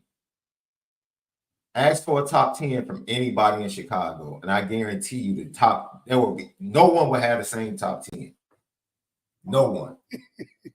It's impossible. It's like that, huh? Okay. It's just too many options, man. And I'm not even mentioning like Prime 48 and like that's the standard. Shula's, the standard ones. I'm talking about just like straight Chicago steakhouses. Yeah, no, Lawry's in Chicago actually closed. Wow. Yeah, the Lawry's. I don't know if they relocated, but I know the one that was originally across the street from oh man, what's the one? It's not the Cheesecake Factory, but it's just like the Cheesecake Factory. It's a chain too, but whatever, man. Right across the street, they closed it. Yeah, they closed it. I went to that was my prom date. Me and my prom date went to Lawry's back in the day. Yeah, see, John Massey said, yeah, there's one in Dayton and Chicago. Yep. Yeah, so I second that motion on Oakwood, bro. Oakwood's top notch. You know, it's so funny because people come to Chicago and go to like Fogo. Fogo de Chao? Yeah. I'm like, fam, this is Chicago. You know how many steakhouses we have? Too many, yeah. Why are you going to a chain? Fogo's really a chain for real. That's really a chain. Now, don't get me mad. Hey. We got on Fogo. Let me tell you, true story, bro. 2013, 14. True story, man. Because you probably came to hit Fogo when you were in South Bend, didn't you? No, it wasn't there when I was there. Okay. When Fogo came to Chicago, bro, I'm about to tell on me and my brother and my cousins. The lunch was $29. And they would just cut the amount of meats they would bring out. We didn't care because they were still giving you the chicken, the bacon wrapped chicken. Yep, they the were still red light, the whole thing. They were still giving you the lamb chops, and you were still getting like 4 or 5 cuts of steak. The lamb chops was nice. I like that. Right? So in comparison to paying $50-$60, we would go around 1 o'clock, $29. Let me tell you, man, I'm sorry, bro. I have to tell him myself. We got real hood, bro. We got real hood, right? And it wasn't me, but I supported it. That's why. Yeah, you there? You an accomplice? You the driver? Yeah, I was. You know, I could have talked my cousin out of it. So we went, and his mom wanted some, and instead of like actually buying something to go, we just bought some gallon Ziploc bags, bro. Yeah, we got real hood for a second left. I'm sorry, man. I'm almost ashamed right now even telling the story. I bet it was good when you got home, but man, it was for her. It was for my auntie. It wasn't for us. And to leave with it, that's where the guilty part come in. You leaving with bags in your pockets, and bro, they looking at you all crazy. Like, I know this. So the way we played it was we ate, and then we flipped the bread, and we're like, man, we just full. Like, man, so full. And then we sat there and we sparked up conversation with our waiter, ordered some dessert. And then we were kind of like, you know what? Man, can I get some of that garlic beef? Start being real specific. Yeah. You get the bacon wrapped chicken, not the right. And man, some lamb chops. You know, he was like, man, you guys, you must have really enjoyed yourself. Like, man, it's good. We want to take advantage of it. So we flipped back the green. And then, dude, we just started, you know, when they would walk off. Man, I ate that real fast. I must have really wanted it. Yeah. And so for it to work, all of us had to participate. You know what I'm saying? It would look real weird. Everybody got to be on the same page. You hungry too? Yeah, you hungry? Yeah, we all hungry. So I was the lookout. I'm sorry, man. Sorry, Pogo. You know, but my auntie was hungry. Cause she don't care how it get done. No. She don't care how shameful you gotta get to the No. process. No. She want to see results. No. Yeah. At the end of the day, if we want to take some with us, heck, we paid for it. Now, see, that's where you get to justifying it.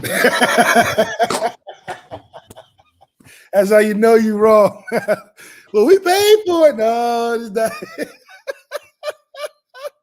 That's the number one go-to when you know you're wrong. Well, I paid for it. I'd take it if I wanted to. Left, you're right, Left. You're right. Hey, we're good right, for Left. that. We're good for that. We'll You're say that right. in a heartbeat. Shout out to everybody out there that tapped in today. We'll dig deeper into Marcus Freeman's comments after the game.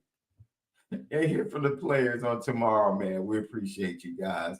Don't forget, subscribe on YouTube, Audio Edibles each and every day, man. CFB Nation, patreon.com/Lucky Lefty Network. You know what time it is.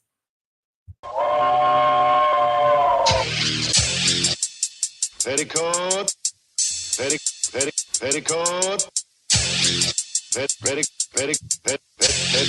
petticoat junction.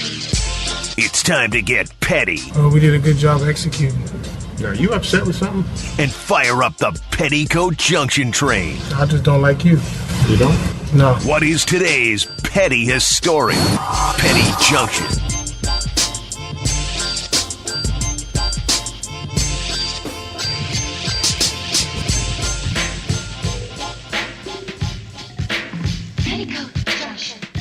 Petty Junction, Petty Story of the Day, brought to you by ONORA Whiskey at ONORAWhiskey.com. That premium American whiskey at ONORAWhiskey.com. Kanye West, come on down. You mad petty boy. You didn't just release the song. You didn't just release the remix to like that. You went and did a full video. A full interview. Oh, Dropping names. man. Mad petty. What's up with your Chicago boy, man? But I appreciate you, bro. I appreciate you for doing that. Thank you. Yeah. I appreciate you doing it. Stir it up. Entertain us. Because it's gotten a little stale, honestly. Yeah, it got a little stale. The industry's gotten, the culture's gotten a little stale, but I appreciate you, my friend. It always takes Chicago to stir it up. All right. Always. Yeah, with them titanium teeth in there. What is that about? Hey man, the fact that he said I have to do my research. He said he created drill. Yeah, of course. I have to go ask some questions. You Chicago foodians, of course, y'all done created everything, food and music in Chicago. No. I'm a Chicagoan, but this is real talk. I'm a Chicagoan, but my favorite spots to eat are in New York. At least two of my top five. New York got two of my top five are easily in New York. And you can go anywhere in New York and find something. Have you had a chance to get to the Brooklyn Steakhouse? Not the Brooklyn Steakhouse yet. Oh, that's is it nice? Oh, the ambiance. Forget the ambiance. The whole setup is just and the Hudson Hotel, the Hudson cafeteria, and the Hudson Hotel. Oh, yeah, serious dining over there, bruh. They got Parmesan meatloaf. Laugh. No, it's so good. They putting stuff together that don't even sound right. They have a Parmesan meatloaf. Oh hell! With the Parmesan on the inside. Oh my goodness! Yeah, you cooking with grease over there. You might have to take a trip. Or Notre Dame plays somebody in the pinstripe. At Yankee Stadium this year, right? You might have to use that as an excuse. Man. But yeah, I show love, man. Like Chicago deserves to be at the top now. Don't get me wrong. You know, and when it comes to food, Chicago is not in the play-in. We're not the playing. We're not the Lakers. We're not the Lakers. Yeah. Yeah. Or the Bulls by that for that. And it's crazy how they look Jekyll and Hyde in games. Who? Bulls? Bulls. One game they look great. Kobe White looking like an all-star. The Bulls are Jekyll. All day. I don't care win or loss, they are Jekyll. Okay. They only one way. Don't be fooled. Don't be fooled. That's the girl you dance with and the lights come on tonight. You look. She's still that girl, huh? Yes. Yes. You didn't dance because when you walked up on her because you saw the backside. Right. Yeah, see, that's the mistake. You walked up on her because you saw the backside. You didn't see the front. You didn't care about the front. Didn't care about the front. You didn't care about the front. Juvie came on to the club. You walked up from the back. And then all of a sudden she turned around and it's like, it served its purpose. Good grief. Man, it is what it is. Anybody else got petty train? The Broncos uniforms are trash. Trash. I don't know. They got all that Walmart money and gave Walmart uniforms. Trash. They don't even look like they're the Broncos. They look like just some basic junior college football teams jerseys. No inspiration. No, nothing that tells me it's Denver. So, they're going to have a tough season looking at them ugly jerseys this year. See, that's why you have to be classy, man. Packers, Bears, Notre Dame, Michigan. Just stay classy. Stay classic. Just stay classic, man. Just stay classic. All of that, just stay classic, man. What did your boy tell you, Anchor Man? Stay classic, San Diego. That's right. That's right. It's as simple as that. Just stay classy. That's all you need. Lucky Lefty podcast. I feel like we're missing some people for the petty train. Let me think about it. Well, I'll add them to the list tomorrow. Oh, the umpire for yesterday's A's-Yankees game. Guys, there are no stands in the no fans in the stands at A's game. Yeah, none. It's worse than White Sox game. Worse, which is incredible. This cat, Aaron Boone, got kicked out of the game by the umpire because of something the fans said, and the umpire thought that Aaron Boone said. No, it was the funniest thing I've ever seen in my life. Funniest thing I've ever seen in my life, bro.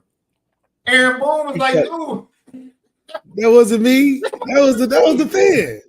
Oh, was like, no, I heard you. He's like, dude. You can't hear. He's like, dude, it wasn't even me. Oh, hell no. Did you ever say something like that on the field? Was like, bro, I didn't even say that. No, I let him know it was me for sure. You got to. Because it's too much chit-chatting on the field where you can't let somebody else speak on your behalf, Man, look, let me tell you something, bro.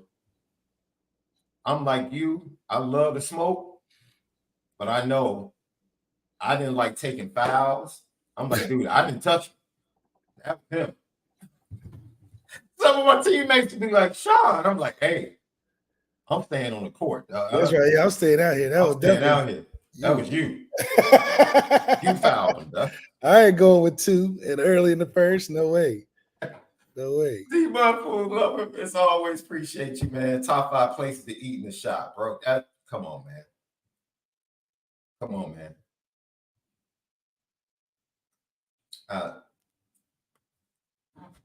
Come on. See, that's a question, huh? That's a full podcast, bro. Oh, it's a whole podcast. It's a whole podcast, bro. It's not. That's too broad of a question. Because it's like, what's your flavor? You just got 10 it's not that. You have to ask me top 5 steakhouses, top 5 spots for chicken. If you just give me top 5, I can give you 5 hole in the walls on the south side, bro. Like, you just talking about favorite spots to eat.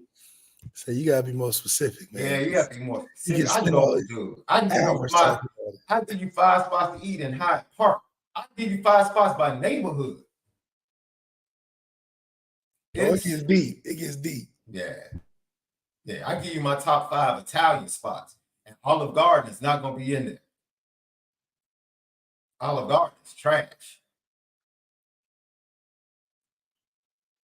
No it's not trash. chains, no Well, chains no. will be mentioned. Olive Garden is trash, but it's not trash. Does that make sense?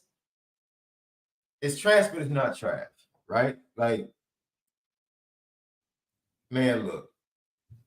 If anyone's ever in Chicago, hit your boy up on Twitter. It's trash to the top 5. No, it's just trash because it's like the baseline, but it's a good baseline. Oh yeah, it's a good baseline. Now, I can go eat breadsticks and salad from there all day. All day. All day. And with some minestrone soup, all day. But when you talk about authentic Italian food, bruh, RPM Italian, fire. Like, dude, I have some Italian spots, bro. It's an Italian spot on the river that does a baked mozzarella. I remember when I was working for Aon, fresh out of college in accounting. We used to walk to this spot. They have baked mozzarella and we'll put a meatball on top. Do something crazy to you out there. See, that's what I'm saying. Oh, barbecue, Limbs barbecue. You got A1. You got I-57. What's the spot on the northwest side? No, all those spots are just, dude. All those spots are within like a 7-mile radius of each other. The top three I just named. Oh, Kenny's, Limbs, I-57. All of those literally are like a 10-minute drive from each other. Right? I was a spot on the northwest side and I'm forgetting about, man. That joint. I'm not even counting the north side. This is just strictly like south, west side, and south. There's one out here in the burbs that's pretty decent that all the high school kids go to. And they go to it because they do a pulled pork nacho, but they don't do chips. They do fries with the pulled pork on top. Yeah. Twisted Barbecue in Homewood. Man. All right, they got some spots now. Yeah, bro. And all these are like hood. Yeah, I wouldn't call them hole in the walls. Man, look. Hey, whatever you want, hit me up. I got you. Now, make sure you're not afraid to be on the south side. You got to come with your own courage. Yeah. Empty stomach and full of courage. If you don't have any family that can accompany you and you don't feel comfortable, hit your boy up. I'll get you a hall pass. Chill. Got to call down. Yeah. Pass sent. You good. A castle? Loma killed Devin Haney in that fight. What are we talking about? Loma won like 5 of the last 6 rounds, bro. It wasn't even close. And he got exposed. The same problems he had in that fight, he got exposed. Yeah, he definitely got exposed. Loma was killing him with his left hand. Killing him. That's nothing to do with being a casual, dude. Other boxers were talking about that fight.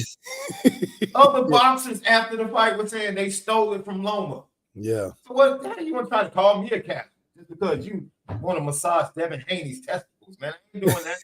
I'm not doing that, bro. I don't do that. That dude got exposed, bro. That's when Shakira really started coming to Devin Haney. After that Loma fight, he was like, I'll eat him up. Yeah. I'll eat him up. I'll eat him up. Even the boxing saw that dude ain't. He got exposed Saturday night, bro. But this is the beautiful thing about boxing. We felt the same way after Garcia got knocked out by Tank. Oh, yeah. We felt like it was over. And to see him come back and reestablish himself, that's what boxing gives you the opportunity. That's what it's about. Life gives you the same opportunity, man. Hey, you get knocked down, get back up and respond, man. Shout out to Ryan Garcia. Devin Haney's going to have the same opportunity. He's going to have the, respond. Errol Spence, I don't know, bro. But his is bigger than a boxing thing. Well, Errol Spence physically has been through a lot too. Yeah, you got going through no car From the crash. accidents and car crash, all that stuff. I mean, he doesn't look like I he's sound in like his a own casual, body. girl. Papa Smurf, I guarantee you sit down with me, I'll run circles around you when it comes to boxing history. You ain't like that casual comment. Yeah, don't do that. Just because we don't agree, don't do that. Because I don't do that. Just because I don't try to diminish other people just because I disagree with their premise, bro. Yeah, he tried to be real disrespectful. I sound like a casual. All right. Okay. Ryan Garcia casually kicked his butt Saturday night. Yeah, casually. I know that. Casually kicked his butt. Man was like dancing and talking to him crazy too. That's all I'm saying. I love it. It was a great weekend. Yeah, April. I'm just mad. I'm just mad my money was worth it. I mean, happy. I was shaky going into that fight, bro. I'm like, man. It was jumping off first round. That's how I knew. Yeah, it was like, oh yeah, they fighting. First round, he caught Devin Haney. I was like, oh, okay, he came to fight. He came to fight. He came to fight. Then Devin got to his body. He got to his bag. Devin got to his bag. But see, mentally, if Devin had just been mentally strong enough to stay in his bag, he probably wins that fight. Because you got to stay in the same bag when the storm hits you. Yeah. Right? He tried to come back at him. They started chasing him around the ring. That's what they had been doing the entire time to promote the fight. And he allowed that bad energy, once things got heated, to take him out of his game. Because he definitely looked like he was more angry fighting. Absolutely. And he was like, Absolutely. I'm trying to fight you. Like, no, just box that dude. All he had to do was just box Ryan. Just box, yeah. Because Ryan wasn't playing no defense for real. No, at all. At all. He was walking up on him, hands dropped, all type of crazy. He was like, I'm walking through you. Yeah, basically. He's like, I'm walking through you. It was got to points where he didn't put his hands up, and Devin just wouldn't throw. He just wouldn't throw nothing. He just trying to fake it the whole time. Like, throw something. He not putting his hands up. He didn't want that return fire. That's what it was. No, you accumulate enough shots on somebody, they'll stop walking up. Like you said, Devin just didn't throw. He didn't want to throw after a while. He didn't want to throw, man. He just didn't want to get embarrassed by getting knocked out, so he just kept coming back. But he didn't want to. And what ended up happening? His legs start going. Papa Smurf, I don't have to rewatch the fight. I watched the fight. You go rewatch the fight. I know what I'm looking at when I watch it. I know exactly what I'm looking at. So, like I said, go do your research because we can sit down and have a conversation about boxing. I'll dance circles around you. I am very confident. I talk about what I know. What I don't know, I don't talk about. You want to talk about food? You want to talk about Notre Dame? You want to talk about baseball, boxing, basketball, that's boxing? it. We talk about it. Literature and all that other stuff, have at it. Because I don't know. You don't want to have this discussion. Just because somebody differs with an opinion, don't call them a captain. Because you could it's be the the one that's casual wrong. comment, that guy. Absolutely. Maybe you need to go watch some boxing podcasts with real boxers talking about that fight. Call them captains. Because they share the same sentiment that I have. The exact same sentiment that I have. They took it from Loma on the cards. Sounds crazy. Because he disagrees, you must be a casual. You must be a Devin Haney lover. How about that? If you thought he won that fight. How about that? How about that? Give you names, do some research, go to YouTube and type in podcast, bro, and just listen to some. Type in post reaction to Loma and Devin Haney. You'll see a list of them. Do your research. I'm not about to do your homework for you. I do my homework. Do yours. And you sound like a one-trick pony right now. Because you had absolutely no counter to anything I said.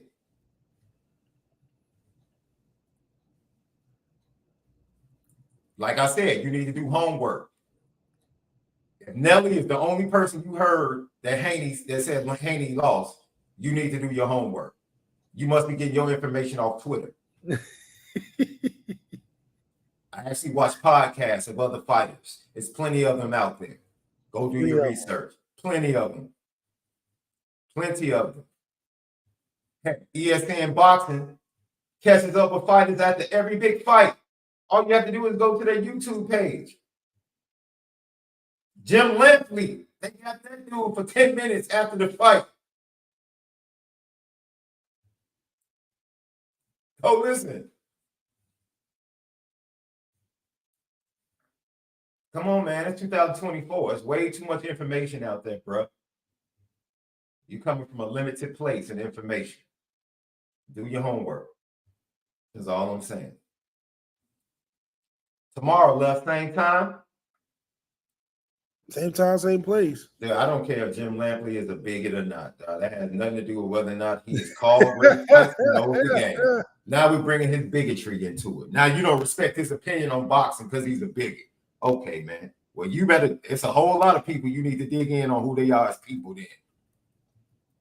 If we're gonna do that, people funny, man. People funny. I'm a casual. I didn't like how Devin came calling his Lomachenko. Man, left. I'll talk to you tomorrow, bro. Have a great Monday, everybody. Kick it, spin it, different.